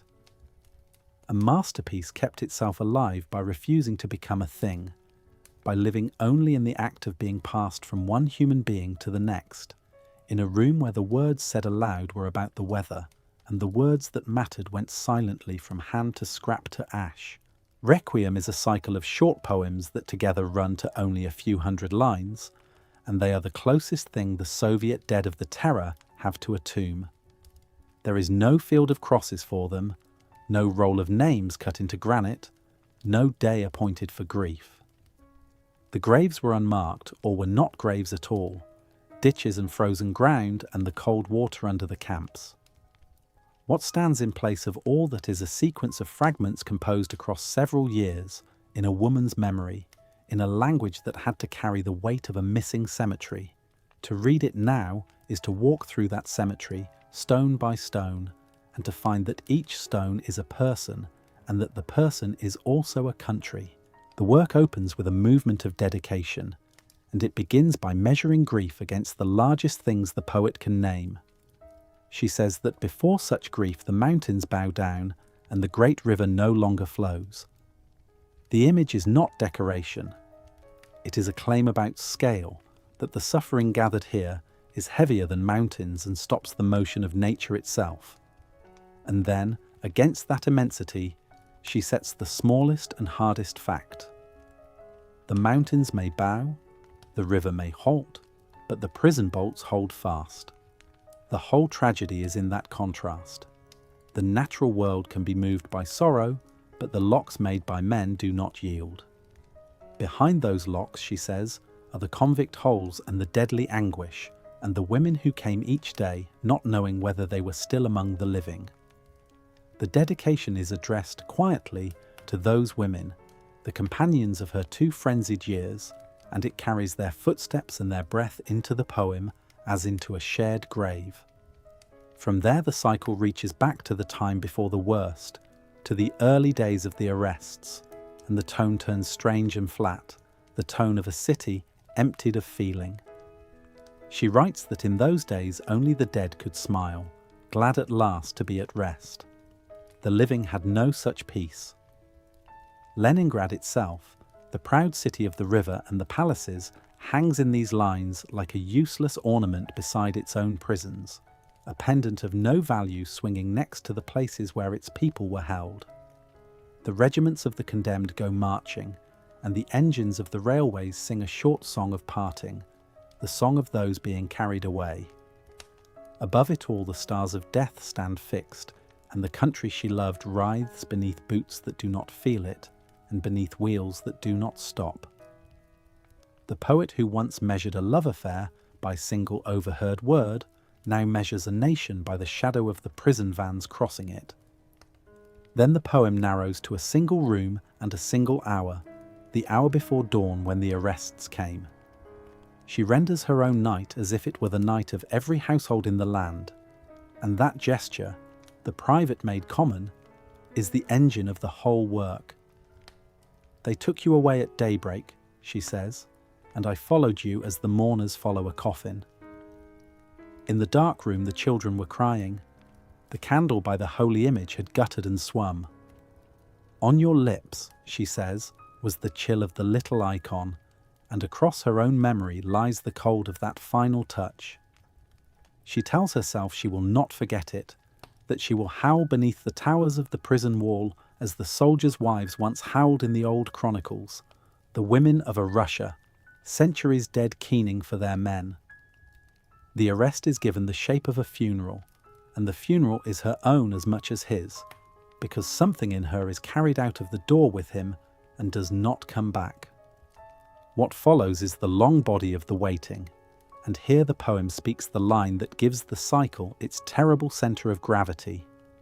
For 17 months she has been calling her son home, throwing herself at the feet of the executioner.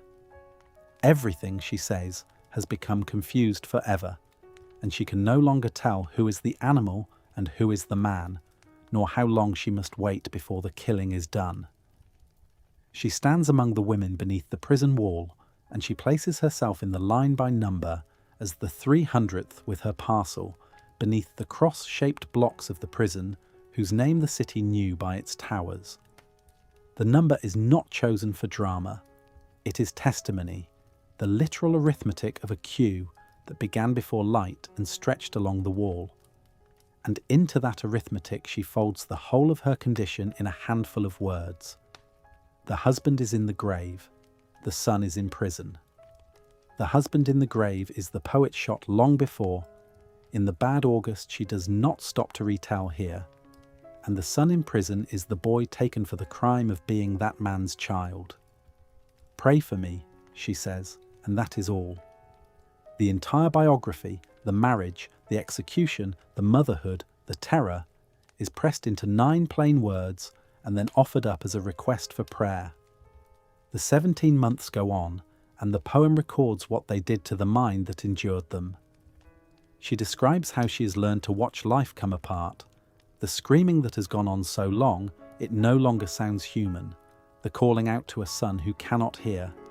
Time itself loses its footing. And then, after the waiting, comes the verdict, and the poem meets it with one of the most precise images in the language. The sentence falls. She calls it the stone word, and she says it landed on her still-living breast. She had been ready, she tells herself. She had been preparing for this. Somehow she will manage. And then she sets out, almost calmly, the program of survival that the verdict demands of her. Today there is much to be done. She must kill memory utterly. She must turn her soul to stone. She must learn to live again. The horror is that survival itself requires a kind of self-murder, the deliberate killing of the very faculty by which she loves and remembers. And the poem knows that this is the bargain and refuses to pretend the bargain is anything but monstrous. Because she cannot kill memory, she turns instead to death and addresses it directly, almost with longing, as a guest she would gladly welcome. You will come in any case, she says to death, so why not now? She is waiting, she tells it. Things have grown very hard. She has put out the light and opened the door for it, and she invites it to enter in whatever form it pleases. Let it come as a poisoned shell, or as a thief in the night with a weight in his hand, or as the fever of the camps. Let it come even as the top of a fairy tale she is by now sick to death of knowing, the one in which the blue cap of the secret police appears at the door and the building superintendent goes pale. Anything, she says, would do. The point is not a wish to die so much as the exhaustion of a person for whom death has become the one door not locked against her, the one mercy the state has left available.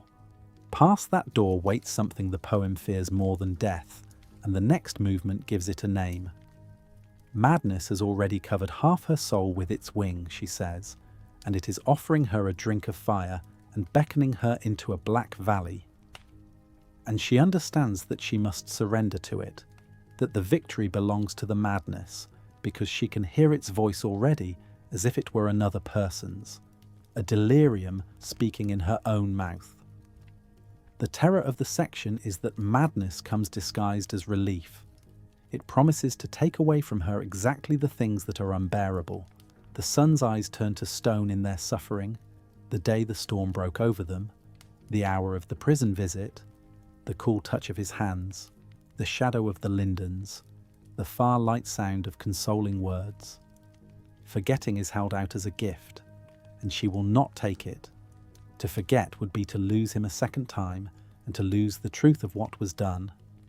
And so the poem chooses the agony of remembering over the comfort of going mad, because memory, however it burns, is the only thing she has that the state cannot reach.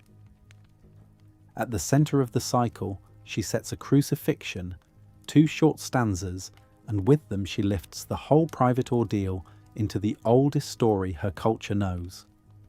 The choirs of angels glorify the great hour, she writes, and the heavens dissolve in fire, and the dying son speaks to his father, asking why he has been forsaken, and to his mother he says, words to the effect that she must not weep for him. But the poem does not linger on the son or the father. It turns, in its second stanza, to 3 figures at the foot of the cross. Mary Magdalene beat her breast and wept aloud.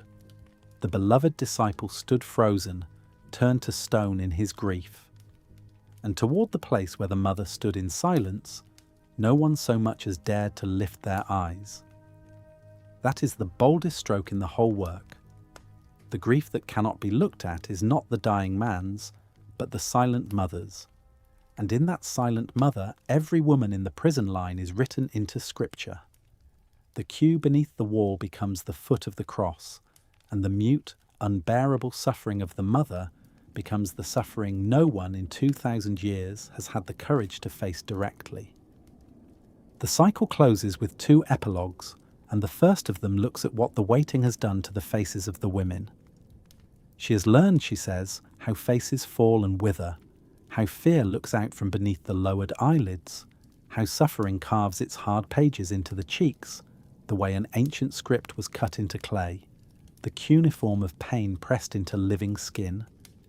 She has watched dark hair turn ashen overnight. She has seen the smile fade from the lips of the meek and the fright tremble in a dry, small laugh. The faces of the line have become a record, and she reads them as a scholar reads a dead language, and she commits the reading to the poem so that the record will not perish with the faces. The second epilogue turns to the future and makes a request, and the request is the most extraordinary thing in the cycle because of what it asks for.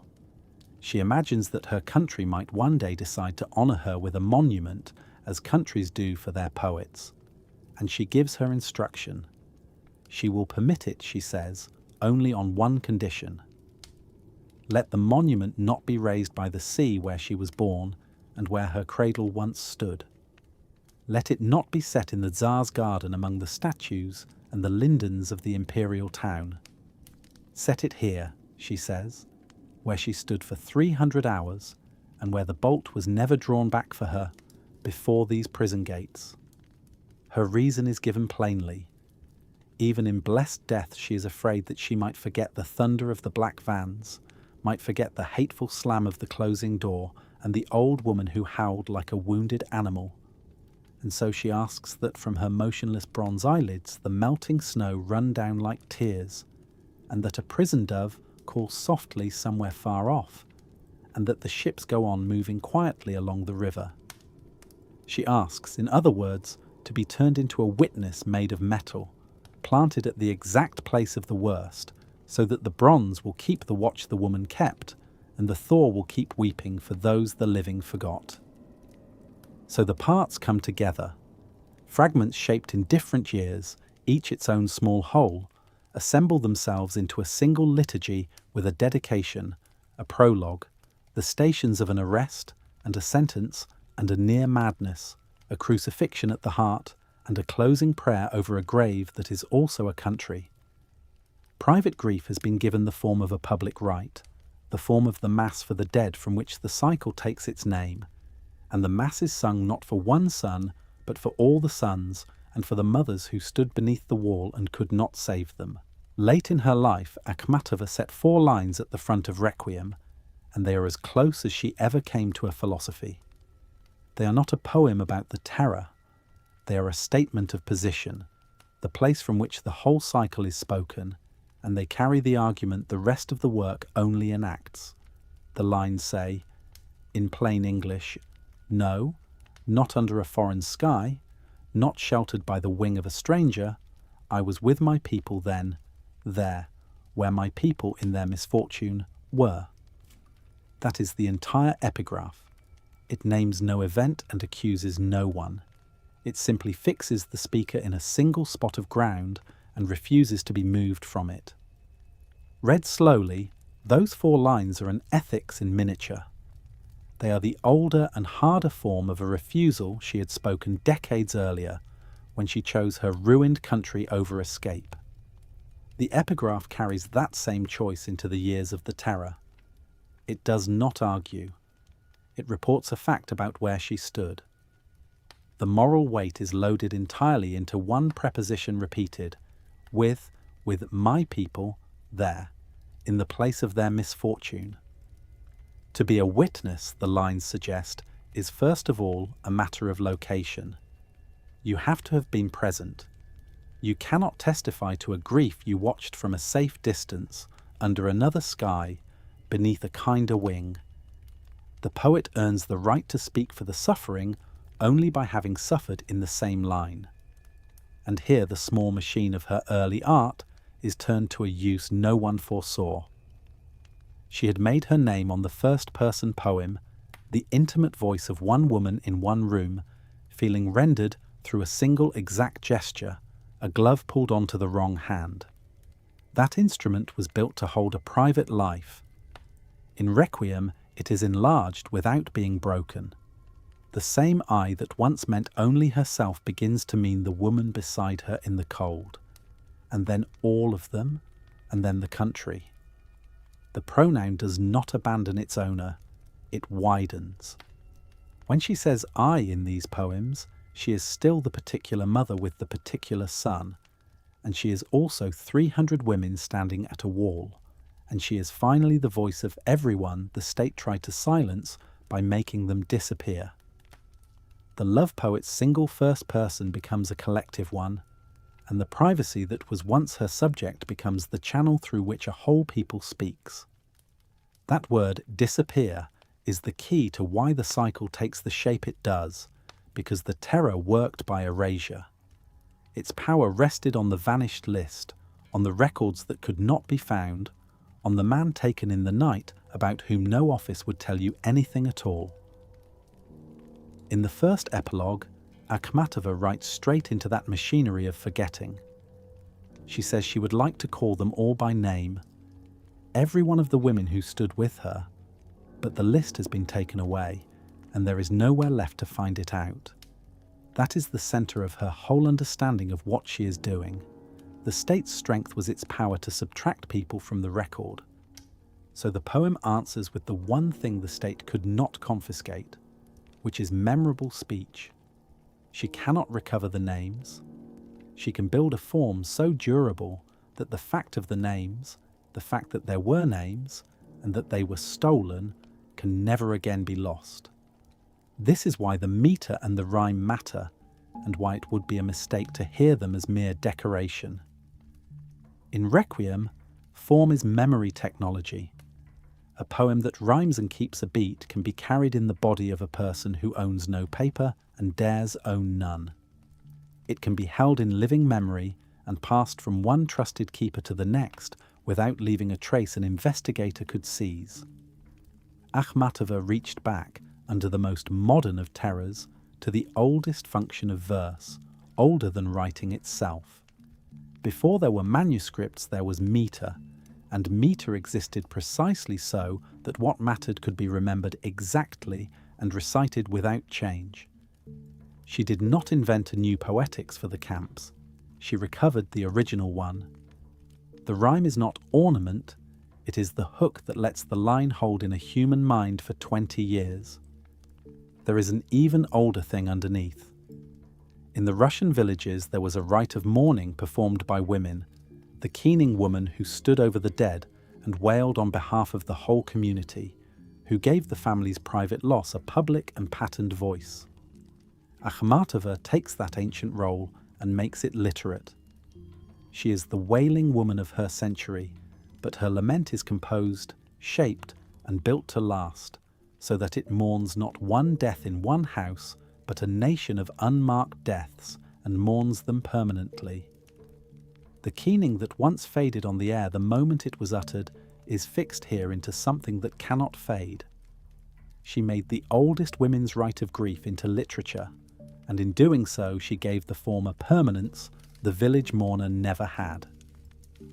All of this gathers at last behind the two words she once spoke when she was asked whether what was happening could be described, the words "I can." It sounds in the moment like courage, and it is, but it is also something more precise than courage. It is a poetics stated in two words. Behind that answer stands the whole conviction these lines have been tracing, that to name what cannot be officially named, to hold in durable speech what the lists were built to erase, to stand with one's people and put their misfortune into a form that outlives the men who caused it, is not commentary on a deed. It is the deed. When she said "I can," she was claiming that describing is itself an act, perhaps the only act left to her, and the work she spent her life on is the proof that she was right. War, when it came in June of 1941, did something no one expected. It briefly returned Akhmatova to her country's embrace. For nearly 2 decades she had been an internal exile in her own city, a name the state preferred not to print, a woman who lived on the charity of friends and the labour of translating other people's verse. Then the German armies crossed the border, and the regime that had spent years trying to forget her discovered, almost overnight, that it needed her voice. The very qualities it had condemned, her grief, her gravity, her refusal to lie, became suddenly useful. A nation under invasion does not want cheerful slogans. It wants someone who already knows how to speak about loss, because loss is what is coming. And she knew. Just before the catastrophe, in the first days of that same June, there occurred the only meeting of her life with Marina Tsvetaeva. They were the 2 greatest poets their generation had produced, women of almost exactly the same age, and across the decades they had written poems to one another, sent admiration back and forth like letters across a frontier, and never once stood in the same room. Tsvetaeva had spent long years abroad, in Prague and in Paris, a fierce and impoverished exile, and had lately returned to a country that had no use for returning exiles. Akhmatova was the one who had never left. They spent 2 days together in a flat on a quiet Moscow street, 2 long private conversations, and no one wrote down what passed between them. We have only the fact of it. 2 opposites who had each spent a lifetime imagining the other, finally facing the actual person across a small table, with the war already gathering at the edge of everything. It is one of the great unrecorded conversations in literature, and its silence feels almost deliberate, as though some encounters are too charged to survive being written down. Weeks later, the war had begun in earnest. Tsvetaeva was evacuated east into a desperate provincial poverty, and at the end of August, in a small town on the Kama River, she hanged herself. She had reached the bottom of what a human being can be asked to bear and found nothing under it. Akhmatova never judged her for this, not once in the years that followed, though she came to feel the weight of it as a question she could not put down. She understood, perhaps better than anyone alive, the exact distance between enduring and not enduring, and how thin the wall is that separates them. Then came the siege. By September, the German armies had closed their ring around Leningrad, and the city Akhmatova loved beyond all others began the slow strangulation that would kill hundreds of thousands within its own walls. And here the strangeness of the war years reached its sharpest point. The banned love poet of old Petersburg was put on the radio to address the women of the city. She spoke to them not as a celebrated artist, but as one of them, a fellow citizen who had buried things and would bury more, telling the housewives and the fire watchers and the women digging trenches that the city of Peter would not fall, that it had survived too much to surrender now. She herself dug trenches at the edge of the city. She sewed sandbags. A poet of the drawing room and the muffled private heartbreak, stitching sandbags in a doomed city. Before the ring closed completely, she was flown out over the German lines into the long uncertainty of the east. The evacuation ended in Tashkent, far to the south in Central Asia, and there she spent 2.5 years. It was a hard, crowded, feverish exile, a city swollen with refugees from every part of the country, families sleeping in corridors, strangers sharing walls, the war's whole displaced population pressed together under an unfamiliar sun. She knew heat she had never known, and a foreign light, and the smell of dust and irrigation ditches and ripening fruit. In 1942, she nearly died there of typhus, lying for weeks at the edge of her own death in a borrowed room, and when she rose from the fever, she was, by her own sense of it, a different and more weathered woman. But something opened in her too. It was her first real sight of Asia, and the deserts and the poplars and the strange dry brilliance of the place began to enter her late poems, giving them a new spaciousness, a horizon her northern verse had never had. The poet of cold Petersburg interiors found herself writing under the enormous southern stars, and the landscape took her partway out of her own grief. She read to the wounded soldiers in the military hospitals, boys far from home with their bodies broken, and what they asked for again and again were not the patriotic war verses, but the old love lyrics, the slender songs of partings and longing she had written when she was young and famous and the century was still innocent. They wanted the poems of ordinary heartbreak because ordinary heartbreak was the life the war had taken from them, the thing worth surviving for. It told her something she would not forget, that even in the middle of a national catastrophe, what the human heart reaches for is the private feeling, the love, and the loss of one ordinary person, and that this, not the slogan, is what poetry is finally for. And in this period, the state did the thing that defines the whole bitter irony of the war years. In the early spring of 1942, the party's own central newspaper, the front page of Official Truth, printed a poem of hers called Courage. The poet they had unpersoned was suddenly there, in the one place in the country every literate person read, the most public surface the regime possessed. The poem is austere and almost without ornament. It begins by saying that we know now what lies in the scales and what is being accomplished in this hour, that the hour for courage has struck upon the clock, and that courage will not desert us. It is not frightening, the poem insists, to lie dead beneath the bullets. It is not bitter to be left without a roof over one's head. And then it turns to the thing she had decided was worth everything. We will preserve you, it says, addressing the Russian language itself. We will preserve the Russian word, the great Russian speech, and we will carry you onward, free and clean, and give you to our grandchildren, and save you from captivity forever. Read it slowly, and the irony becomes almost unbearable. The state needed exactly the voice it had spent 20 years trying to silence. It needed her gravity, her authority, her unbought seriousness, because no slogan could do the work that a real poet's word could do. And what she chose to defend, when finally handed the largest platform in the nation, was not the state at all. It was the language.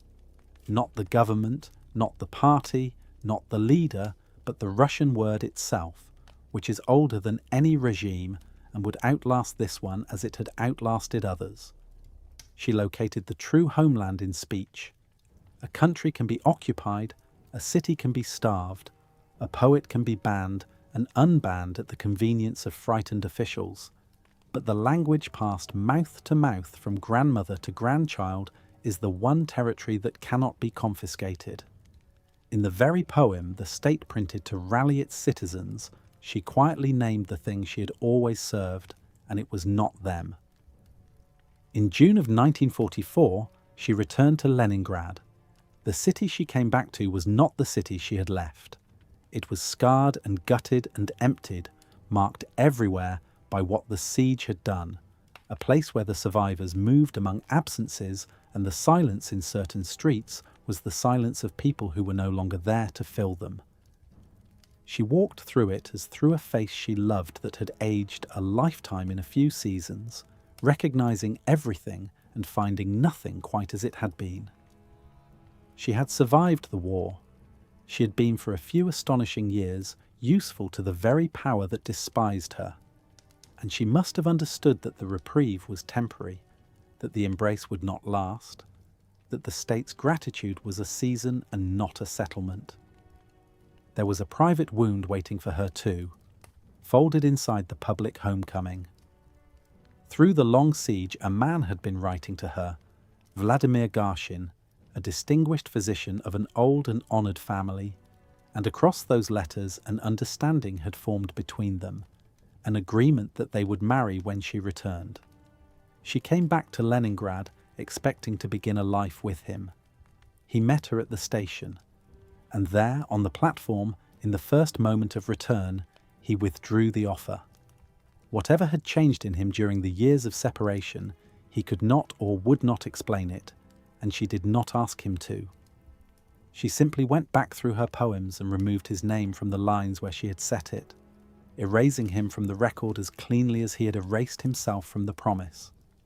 She never spoke about it, never accounted for it, never let it become a story she told.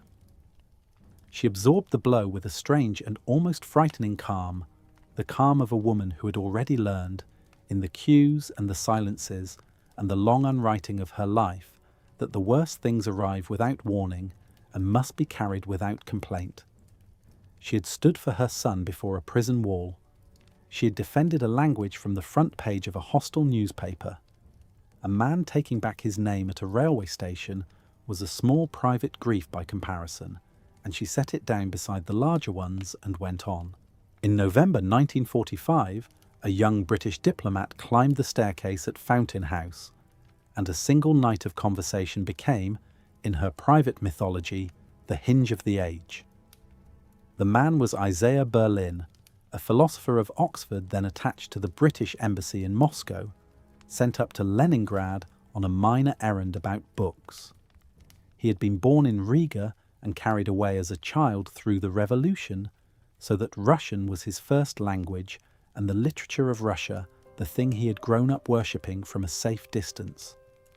He was 36 years old.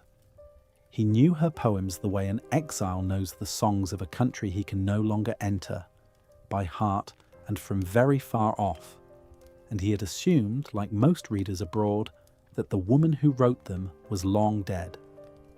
The visit came about almost by accident, through a literary acquaintance in a bookshop who mentioned, as if it were nothing, that Akhmatova was alive and living a short walk away and might receive a visitor. Within the hour, Berlin was standing in her bare upper room. She was 56, grey, unhurried, dressed in a way that turned poverty into a kind of severe ceremony, and she received him with the stiff courtesy of a woman who had not been treated as a person of consequence by anyone official for 20 years. What happened next has the shape of farce before it has the shape of history. While the two of them were beginning to speak, a voice rose up from the great courtyard below, an English voice, bawling her guest's name again and again. It belonged to Randolph Churchill, the son of the wartime Prime Minister, in the city as a journalist and badly in need of an interpreter, who had learned that Berlin was somewhere in the building and had simply come to find him by shouting like a tipsy undergraduate hailing a friend across a college quad. The effect, in that place and that year, was catastrophic.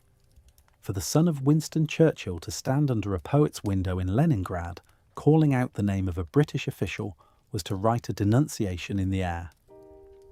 Berlin fled down to silence the noise. The evening collapsed, and the visit had to be abandoned and arranged again, in secret, for later that same night. Then came the night itself, and it ran from the evening until the cold morning. They talked, the two of them alone, for the better part of 12 hours. He brought her the world she had been cut off from for 20 years, the exiled Russia scattered across the cities of the West, the friends of her youth grown old in Paris and London and New York, who had married and quarrelled and died abroad while she stayed. She had heard almost nothing of any of them for 2 decades, and he was able to tell her who was living and who was gone. He spoke of Oxford and of the life of the mind being carried on, undisturbed, in places where books were not evidence and a poem was not a crime. And she gave back her own life in return. She recited, first from Byron, in English she pronounced in a way he could barely follow but would not stop, and then from her own work and at her own lines she wept. She spoke to him through the night of the marriage and the execution and the son in the camps, naming them quietly without dwelling on them, and she read to him from poems that no foreigner had been allowed near and that almost no one inside the country had been permitted to see. To understand what the visit became for her, one has to understand what he was to her in that room. He was the first messenger in 20 years from the civilization she belonged to and had been sealed away from for 20 years. He was proof that the other half of the world still existed and still remembered her. And so, in the poems that gathered afterward, she gave him a name that was also a verdict on time itself. She called him the guest from the future. The phrase had been waiting in her imagination, it seems, before she ever met him, a figure half expected, and his arrival felt to her like the keeping of an old appointment she had made with someone not yet born. A short sequence of poems came from the meeting, 5 of them, in which the conversation of one night is treated as a meeting that will go on echoing across years and that the ordinary calendar cannot contain. Around that small cycle, a larger one slowly accreted, the long burnt notebook sequence she would call Sweetbriar in Blossom, poems of a rose that flowers again from a charred root, circling for years around the man who had come and gone in a single night. In her telling, the encounter was never merely personal. She built around it a conviction, and she held it with perfect seriousness into old age, that this meeting had caused everything that came after. She believed the visit brought down upon her the punishment of the following year, the public unmaking that the state was already preparing. And she went further than that, with a calm that allowed no argument. She came to say, in so many words, that 2 private people talking through one night in a closed room had set the 2 halves of the world against each other, that her guest from the future and herself had between them begun the long, cold quarrel of the nations, the Cold War itself. It is a wild claim, and she knew it was wild, and she meant it. She had decided that poetry and history were the same substance, and that what passed between 2 poets, or a poet and a philosopher, was an event on the scale of armies. There was, on the other side, the verdict of the man in the Kremlin. Word came down, reported rather than recorded, that Stalin had been informed of the meeting and had remarked, with heavy contempt, that so the nun was now receiving visits from foreign spies. Whether he said it in those exact words cannot be proved, but the report carries the cold logic of the regime, which could not imagine a conversation that was not an operation, or a guest who was not an agent. To the state, the only possible meaning of an Englishman in that room was espionage, and the only possible meaning of her welcome was treason of the spirit. The episode has one last movement, and it is the strangest. 11 years later, in 1956, with the worst over and her son barely returned, Berlin came back to Russia. He let her know that he was there. She would not see him. There was a single telephone call between them, brief and constrained, and that was all she would permit. To meet him again in the flesh, in a thawing and ordinary present, would have been to drag the guest from the future down into mere time and make him an old acquaintance passing through. The meeting of 1945 had become a fixed star in her cosmology, the pivot on which she had decided her whole late fate turned, and a fixed star cannot be revisited. The future, she seemed to understand, can only arrive once. Received a second time, it would no longer be the future, only the past wearing a familiar face, and she had built too much upon that one night to let it be diminished into a reunion. So she kept the door closed and kept the legend whole, and let the man she had crowned the guest from the future remain exactly where she had placed him, ahead of her, on the far side of everything that had happened in between. On the 14th of August 1946, the Central Committee of the Communist Party turned its full attention to 2 literary magazines, and through them to one woman. The magazines were called Star and Leningrad, and their offence was that they had printed her.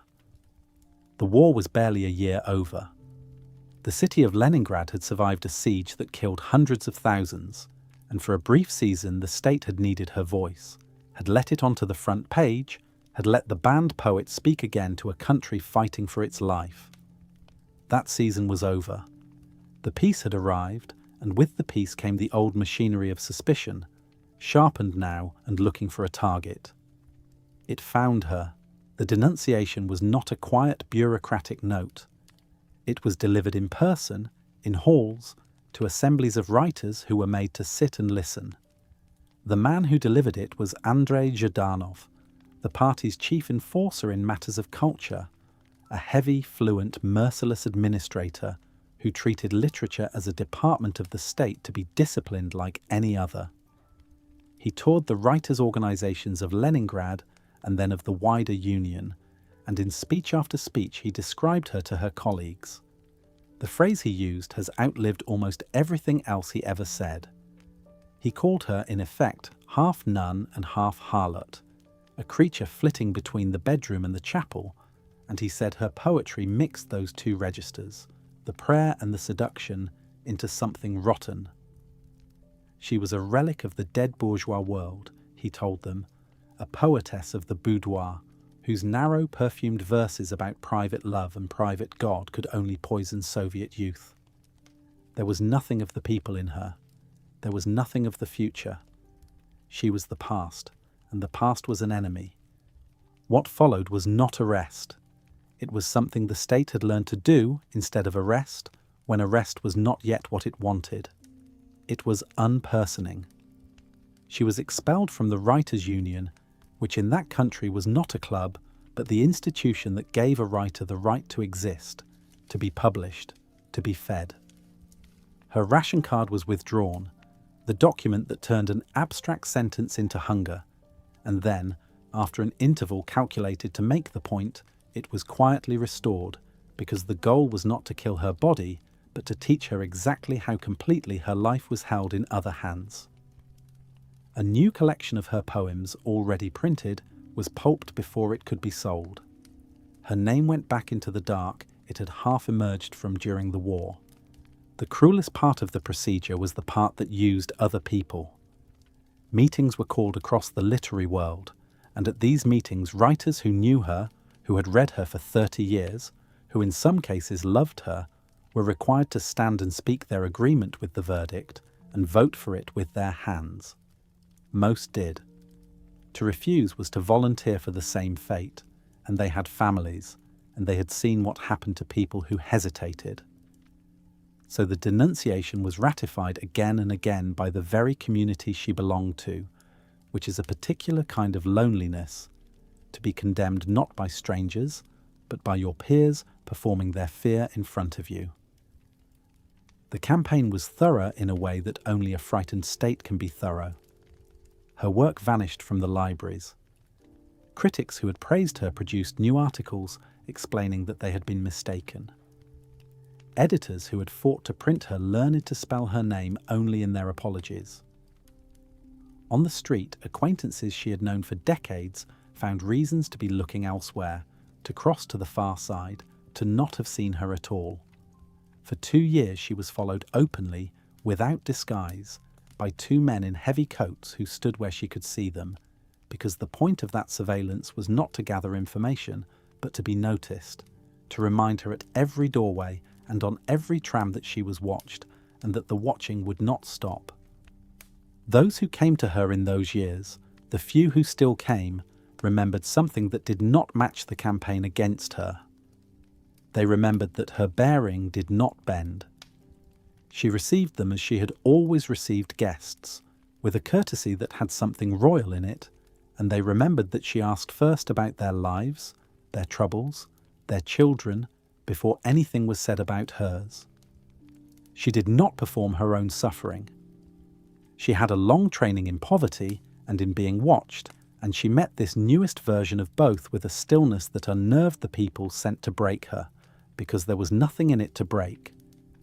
She behaved, as she had through the long, unofficial silence of earlier years, as though the state's hatred were a form of attention she had earned, which in its way it was. Then the campaign deepened into something that reached past her into the people she loved. In the worst stretch of those years, 2 men close to her were taken. Nikolai Punin, the art critic who had shared her life and her household for the better part of 2 decades, the man who more than any other had taught Russia how to look at modern painting, was arrested, and his story ends in the cold, in a camp in the far north, where he died in 1953. He had given his country a new way of seeing, and his country gave him a numbered grave somewhere above the Arctic Circle. And in the November of 1949, her son Lev was arrested again. He had already lost years to the camps once. He was the son of an executed father and a condemned mother, and under that state, both of those were heritable conditions, crimes a child inherited at birth and could never put down. Now he was sentenced to 10 years and sent back into the system that had already taken so much of his youth, punished a second time, as he understood with great bitterness, not for anything he had done, but for who his parents were. The state had found the most efficient way to hurt her. It did not need to touch her at all. It only had to take the person she could not protect and let her watch. It is here, in the pit of these years, that she did a thing that frightens her admirers more than any arrest. She destroyed her own work. In her room at the old palace where she lived, she burned papers in the stove, season after season, anything that could be turned into evidence against her or against anyone named in it. Notebooks went into the fire. Letters went into the fire. And an entire play she had written during the war years in evacuation went into the fire. A verse drama about a writer dragged before a tribunal, tried by a court out of nightmare, a work she had laboured over and believed in, gone in an afternoon of smoke. Years later, when it seemed survivable, she tried to reconstruct fragments of it from memory, but most of it was simply ash. This was no measured precaution against a single danger.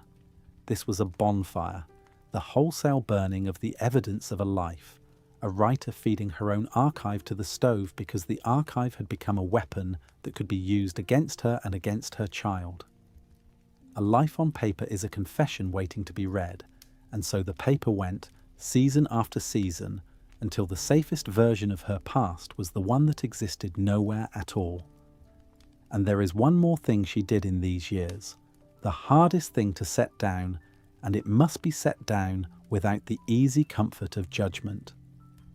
In 1950, in a weekly picture magazine, the kind of glossy national publication that millions saw, there appeared over her name a cycle of poems called In Praise of Peace. The verses praised the Soviet system. Some of them praised Stalin directly, the man whose machinery held her son in a cell. They were everything her real work was not, public where hers was private, loud where hers was exact, false where hers had staked everything on being true. She wrote them, and there is no honest way to pretend she did not, and there is also no honest way to read them as anything but what they were, which was a ransom note. She wrote them for one reader, and that reader was not the public and not the leader, but the system that decided whether Lev lived or died in the camps. She paid in the only currency the state would accept. She offered her voice, the thing they had tried for years to silence, suddenly singing their song in exchange for her son. It did not work. Lev stayed in the camps. The ransom was paid and the prisoner was not released, which is the particular humiliation the state reserved for such gestures, to take the payment and keep the hostage. Afterward, she carried the cycle the way a person carries a thing they cannot undo. She asked that it never be allowed to stand among her collected poems, that it be kept out of the body of her real work, and on the whole, her readers and editors have honoured that asking, printing it, when they print it at all, as a document rather than as poetry. She did not want it forgotten exactly. She wanted it understood for what it was. The decade that broke over her in that August of 1946 asks a question that the rest of her life answers slowly.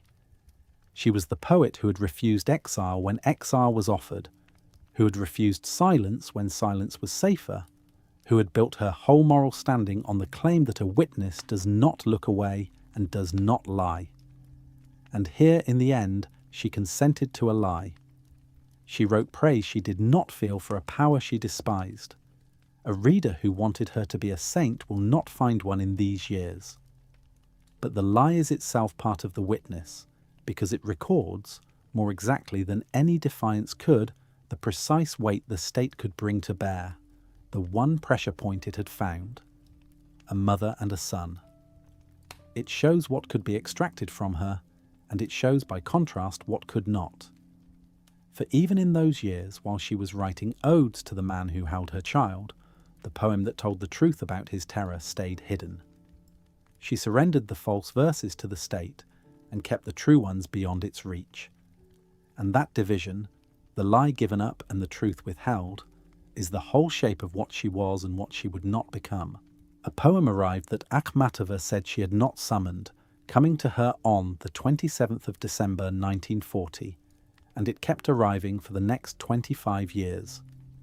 She described it afterward less as something she made than as something that came to her, a visitor that climbed the stairs uninvited and then would not leave. She was past 50. She had been silenced for most of 2 decades. She had stood in the queues.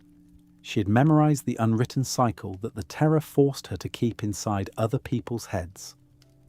And on that winter night, in her wing of the old palace on the Petersburg embankment, beneath the carved motto on the gates that her years had so bitterly tested, the first fragment came to her whole, fully formed, in a metre she had never used before, as if dictated. She wrote it down and assumed it was finished. It was not finished.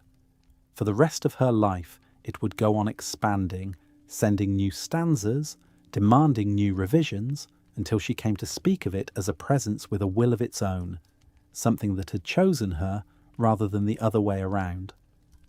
She told friends that she had not invited it and could not be rid of it, that it pursued her, that she would think a passage complete and wake to find it had altered in the night. There is no false modesty in this account, and there is no mysticism either, only the recognition of a poet who had learned that the deepest work does not feel like invention. It feels like being found. The thing that found her that December was not a subject she had decided to treat. It was the return of everyone she had buried.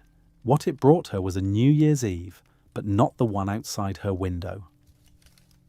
The poem opens on the eve of 1913, the last full year before the First World War, the last year of the old world. In the scene, she alone sits with a candle, waiting for a guest who is late. There is a knock. The door opens. And instead of the person she expected, the room fills with mummers in masks, figures in costume, the maskers of an old holiday revel, except that these maskers are the dead.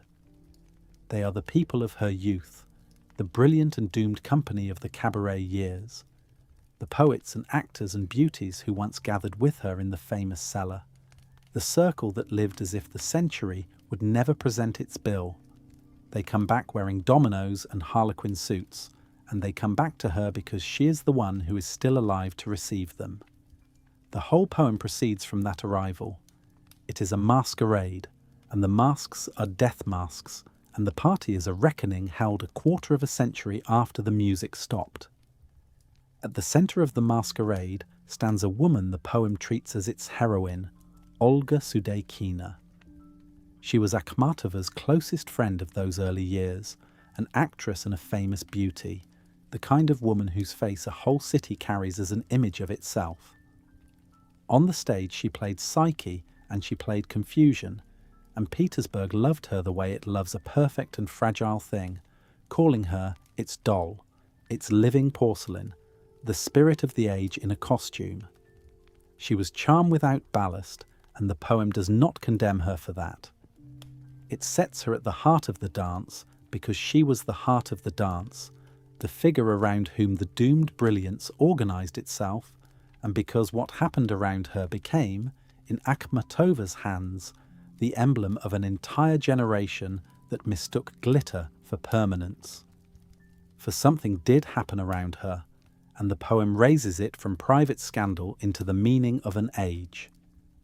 There was a young officer named Vsevolod Knyazev, a cornet who wrote verses, and he was in love with Sudeikina past all reason.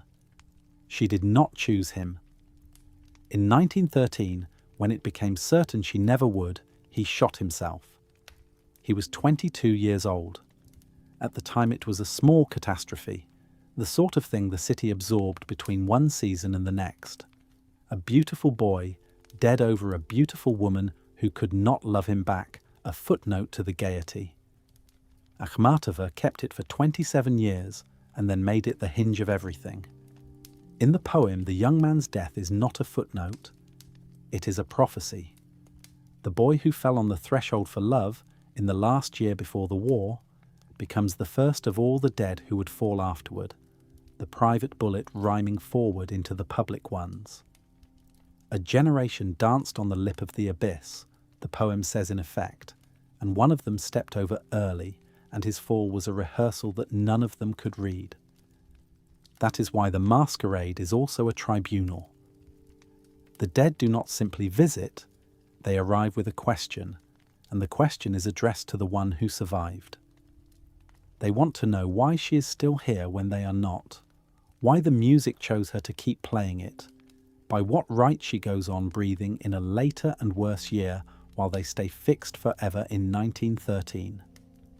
This is the engine of the whole work, an old and merciless feeling that the poem refuses to soften, the guilt of the survivor standing before the company of those who did not survive. And her answer, when it comes, is not an excuse. It is an acceptance of a duty. She lived, she says in effect, because someone had to carry them, because the dead need a living mouth or they vanish twice. And she is the one left who can hold the whole vanished circle inside a single poem and walk it forward into the future. She did not escape the masquerade. She agreed to become its keeper. The feeling has a long lineage, the sense of a survivor that she owes the unliving an accounting, that her own pulse is somehow stolen from theirs. What is rare in Akhmatova is that she does not try to pay the debt off and be free of it. She accepts that it cannot be discharged, that the dead will keep arriving as long as she keeps breathing, and that the only honest response is to give them a house to arrive in. The poem is that house. It is built to be haunted, and she furnishes it on purpose, and she opens the door herself. Behind the masked figures stands the city itself, and the city is the largest character in the poem. This is Petersburg in its last innocence, the imperial capital of 1913, gaslight on the frost, sledges on the snow, the river bound in ice, the bridges and the palaces, and the cold clear nights of a place that did not yet know what was coming to it. Everything this episode has already recounted lay ahead of that city and was invisible to it. The war, the revolutions, the executions, the famines, the queues, the camps, all of it was loaded and waiting, and the people in their dominoes could not see the loaded thing, and that blindness is the city's beauty and its guilt at once.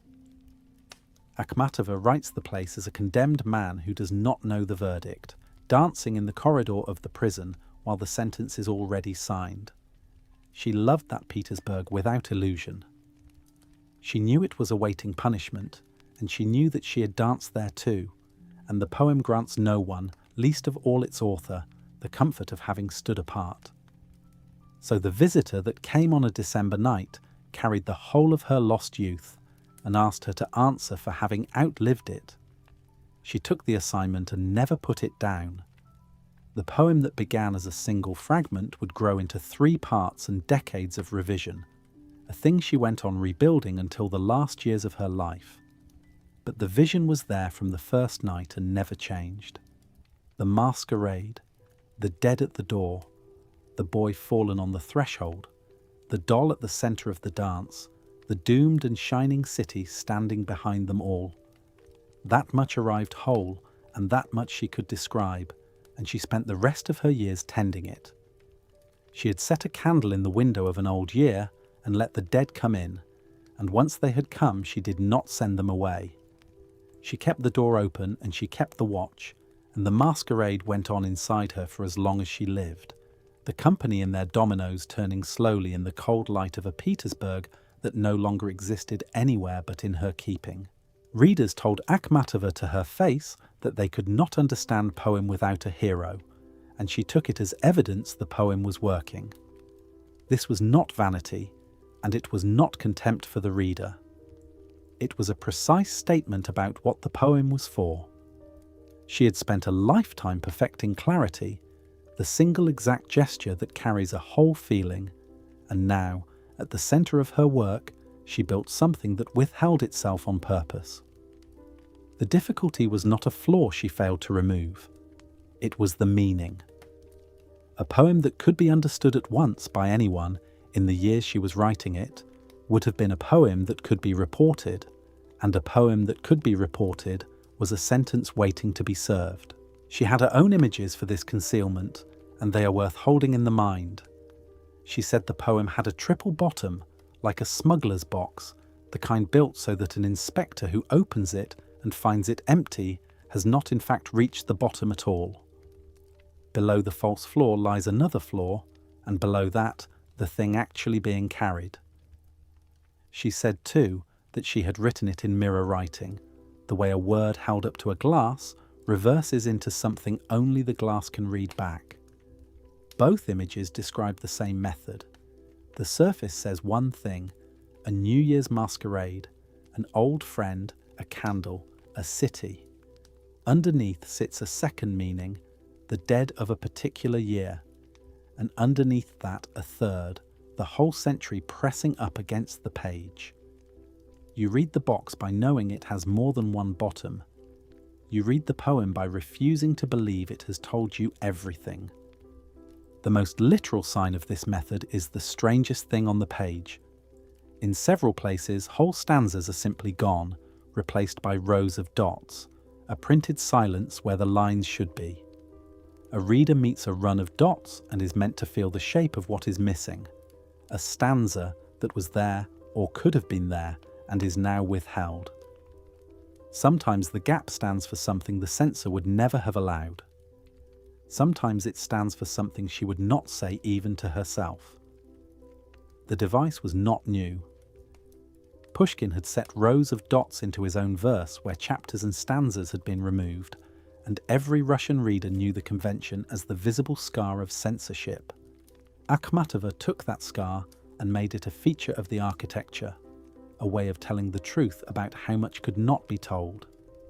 This is why the poem has no hero. The title is exact. We are trained to look for a person at the centre of a long poem, a figure whose fortunes we follow, and the poem refuses to supply one. The friends and lovers and ghosts who pass through it are not the subject. They are the costumes. The true actor is time. The poem advances the strange claim that not persons but the age itself moves the events, that the dead of one year and the living woman of a later year can stand in the same room because both are being handled by the same enormous hand. A year that danced toward catastrophe and a year that received the catastrophe are not separate scenes. They are one scene, seen twice.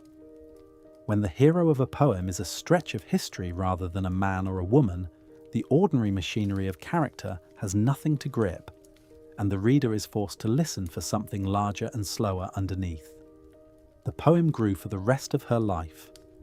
She began it in the last winter before the war, and she was still altering it more than 20 years later, adding, cutting, moving the rows of dots, letting variant versions circulate so that no two friends held quite the same text. She would not declare it finished. A book that is finished is a book that has stopped listening, and this one went on listening to a century that would not stop happening. Its final part she wrote far from home, in evacuation in Tashkent during the war, and from that distance the haunted northern city she was describing changed character.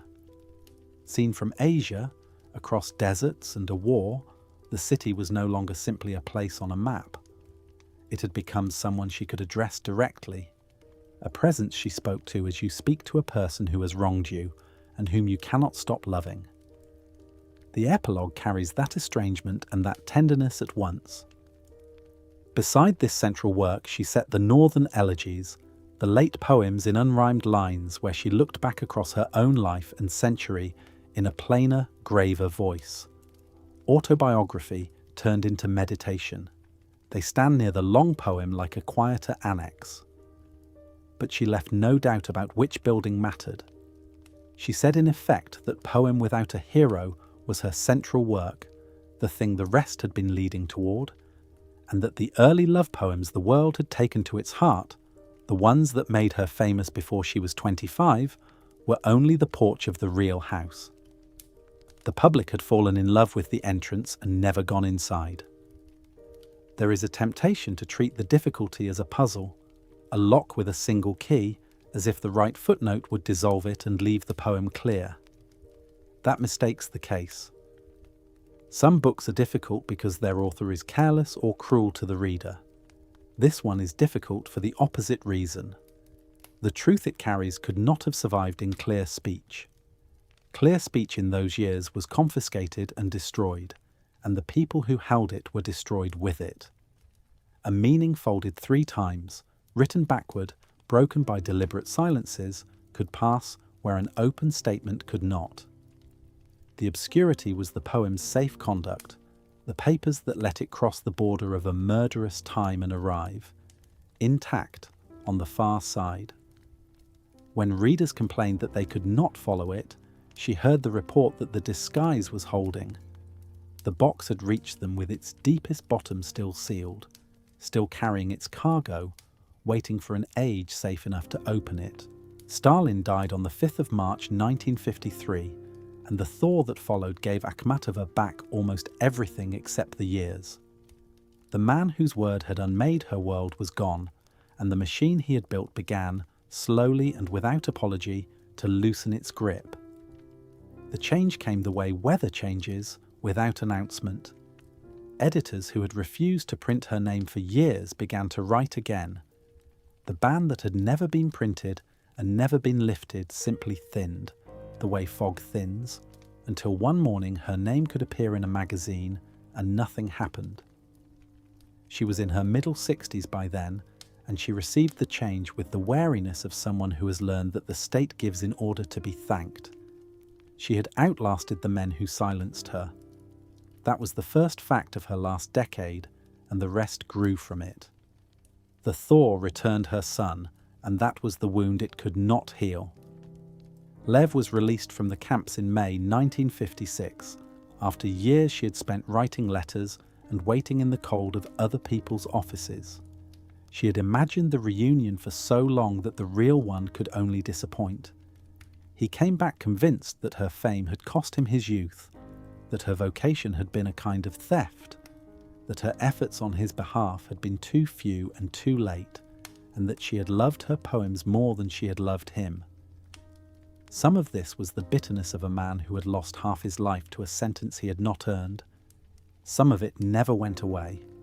There were quarrels, and then there were the years of silence between them, a coldness that settled in place and was never fully repaired. He built a life of his own, becoming a celebrated and disputed historian of the nomad peoples of the steppe, and the distance between mother and son held until the end. She had spent years pleading for him, wearing herself thin at the doors of the men who held his fate, and the man who finally came home could not forgive her for the very devotion that had kept his name alive in her mouth. The state offered its slow half-apology in the only language it knew, which was print. Her poems were published again. A volume gathering the work of her last years appeared under a title taken from her own sense of how everything passes, the flight of time, and her name returned to the shelves it had been swept from. Fame came back like weather, unbidden and impersonal, and she watched it arrive with the detachment of a woman who had been famous before and knew exactly what it was worth. The Literary Fund, the body that managed the comforts and humiliations of Soviet writers, granted her a small green summer cabin in a writer's village on the shore of the Gulf near Leningrad, a place called Komarovo, among pines and sandy paths. She called the cabin the booth, a plain word for a plain thing. Inside there was a single bed and a desk that was a door laid flat across trestles, a writing surface made from the most ordinary object of any house. She had spent her adult life in rooms that belonged to other people, in shared apartments and borrowed corners, and now at last she had walls of her own, however thin. The cabin was modest to the point of poverty, and that suited her, because she had long ago learned to wear shortage as a kind of dignity. She received guests there as if it were a court, and in a sense it was, the last court of a vanished literature, presided over by its only surviving sovereign. The guests who mattered most in those years were young. 4 poets in their 20s came to her in the early 60s and attended her like grandsons, bringing their own poems for her verdict and carrying her firewood when the evenings turned cold. Their names were Joseph Brodsky, Anatoly Naiman, Yevgeny Rhine, and Dmitry Bobyshev, and to be near her became, for them, an education that had nothing to do with technique. She taught by anecdote and by judgment, a remembered line here, a dismissal there, a story about a dead poet that carried a whole ethics inside it. She was a living link to a Russia that had been erased, the last of the cabaret poets, the friend of the murdered, and the young men understood that what she was giving them was not a method, but a standard. Years later, one of them would say that what they took from her room was the experience of becoming better people in her presence. She did not flatter them. That was part of the gift. She would tell a young poet plainly when a line was dead, and the plainness was itself a form of respect, the respect of one craftsman for the apprentice she believed could learn. They had grown up under a culture that praised loudly and lied constantly, and her refusal to praise without cause was, to them, a window onto an older and harder honesty. The youngest of them she called the Redhead, and his case brought the old machinery briefly back to life. In 1964, Joseph Brodsky was put on trial in Leningrad for the crime of social parasitism, the charge a state invents for a man who writes poems instead of holding a job it recognizes. The judge demanded to know who had enrolled him among the poets, who had given him permission to call himself one. He answered, in words later passed from hand to hand, that he had supposed the rank came from God, that no one on earth had assigned it. The court was not moved.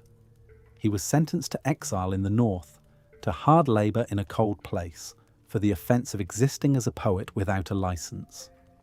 Akhmatova campaigned for him with letters and telephone calls, spending the small influence her returning fame had bought her, and she watched the absurdity of it with a clear and bitter eye.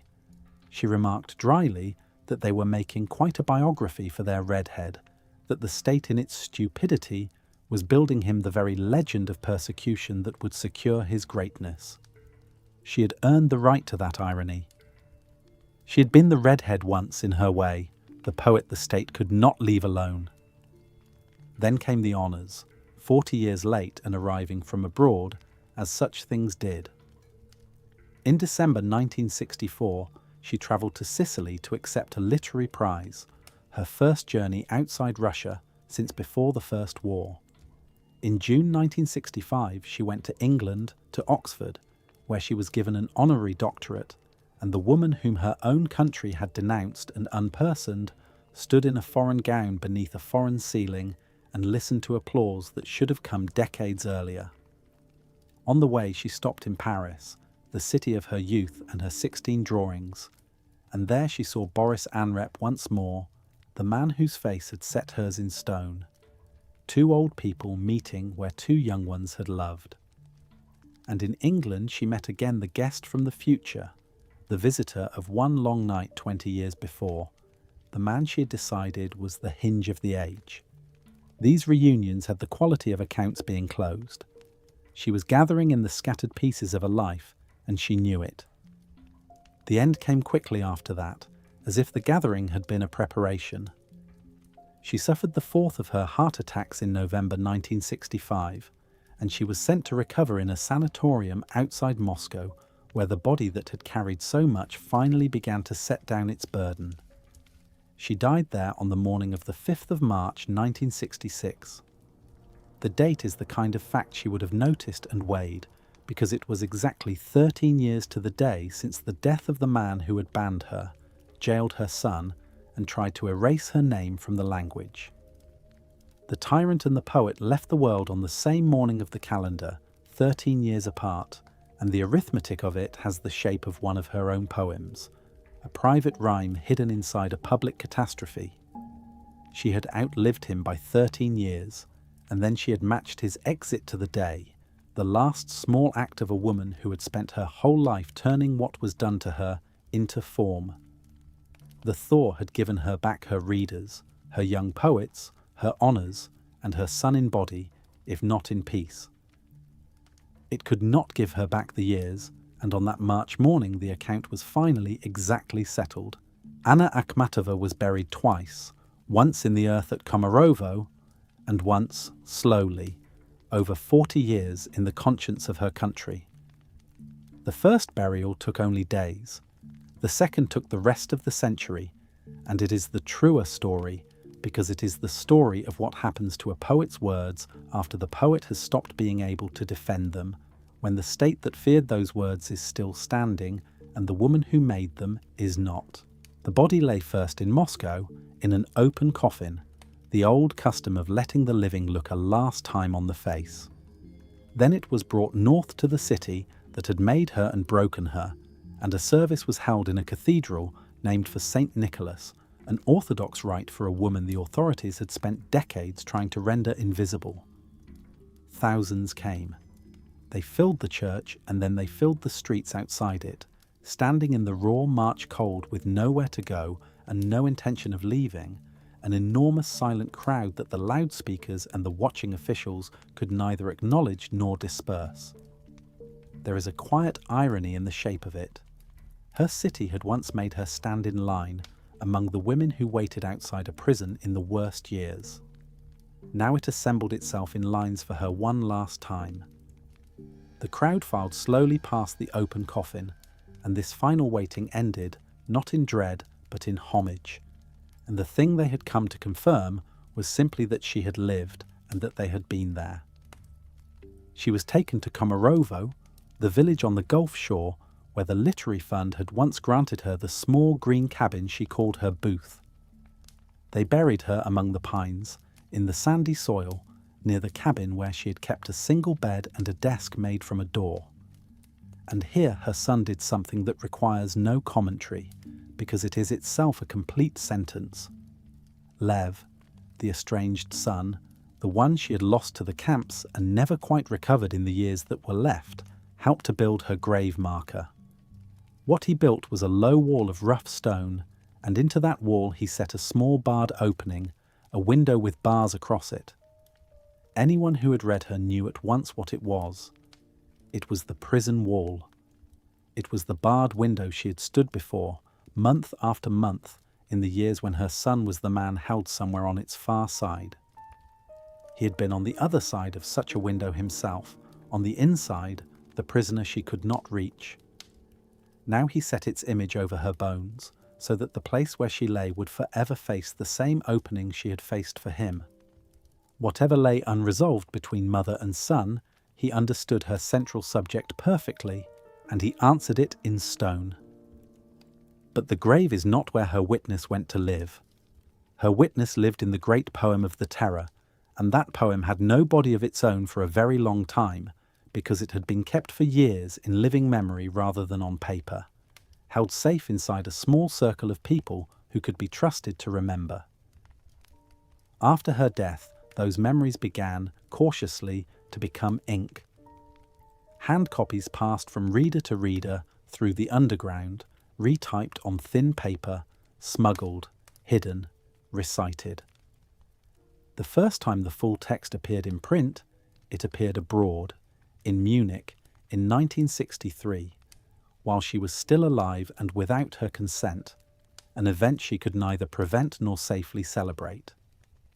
To have applauded a foreign edition of such a poem would have been to confirm every charge the state had ever invented against her, and she had spent a lifetime learning the cost of confirming charges. So the poem went out into the wider world, while its author, at home, could only pretend not to have noticed. In her own country, the poem stayed contraband. It was not printed there until 1987, more than 2 decades after her death, and roughly half a century after the lines first began arriving in the prison queue. By then, the state that had driven the poem into hiding was visibly coming apart, loosening its grip on what could be said, and the appearance of those few hundred lines in a Soviet magazine was one small measure of how far that coming apart had gone. A regime can be judged by what it finally permits to be printed. The terror's tomb was allowed into the light only when the power that had dug the graves had begun to dig its own. The places filled in behind the words. The wing of the old palace where she had lived for almost 30 years, the rooms behind the gate with its carved motto, was opened to the public as a museum in 1989, the 100th anniversary of her birth. It is a strange transformation, the communal apartment of a hunted woman turned into a place where strangers walk softly and read labels and try to feel what the walls had once held.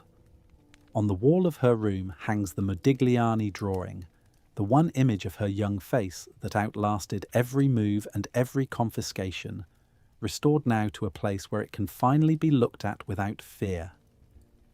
The room where she had lived under a state that wished her silent and unseen is now a room where strangers travel deliberately in order to attend to her, to read her walls and keep her company, which is the only revenge available to the dead and a complete one. Her witness also lived in the people she had taught. The youngest of the poets who had attended her in her last years, Joseph Brodsky, was himself driven out of the country, and abroad he became one of the most honoured poets of his age, awarded the Nobel Prize in 1987. He spent a good part of his fame explaining her.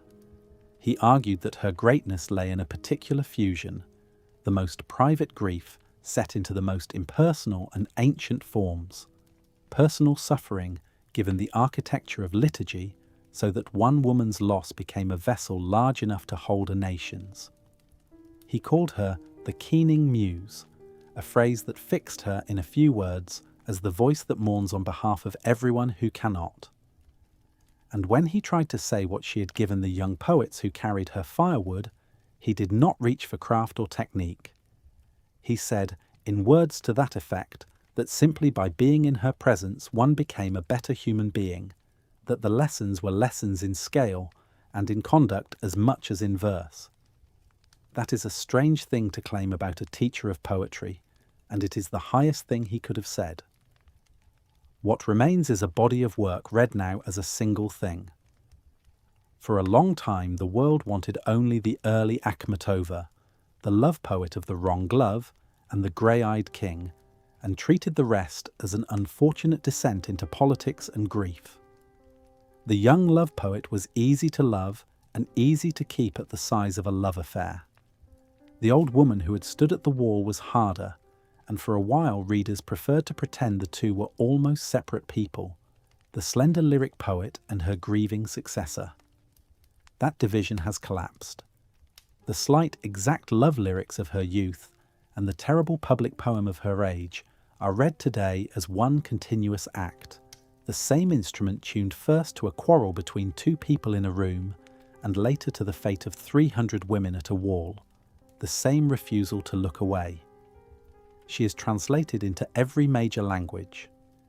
She has become the standing example, the case everyone reaches for in the oldest argument about whether poetry can matter against the full weight of a tyranny, whether memorable speech is any answer to organised forgetting. Her life is the argument's strongest evidence, and the verdict it returns is not comforting and not simple, but it is not nothing. And then, in 2006, the rarest event in the history of literature took place, an event so rare it has almost no companions. On the embankment of the Neva, on the side of the river that faces directly across the water toward the Remand prison called the Crosses, the city raised a bronze figure of a woman. She is turned, her head turned, toward the prison. She stands on exactly the ground she had named, in the closing lines of the great poem, as the only place a monument to her should ever be permitted to stand. She had asked for this one site against all the gentler sites her life might have suggested. It is the ground before these gates where she had waited and looked at this wall. Most poets who ask for a monument are indulging a private dream that history quietly ignores. She gave history an instruction, in verse, decades before history was ready to obey, and history obeyed it to the letter. Set the bronze woman down on the appointed stones and pointed her face the appointed way. The poem wrote its own memorial and then waited for the world to catch up, and the world caught up. So the account closes where she asked it to close.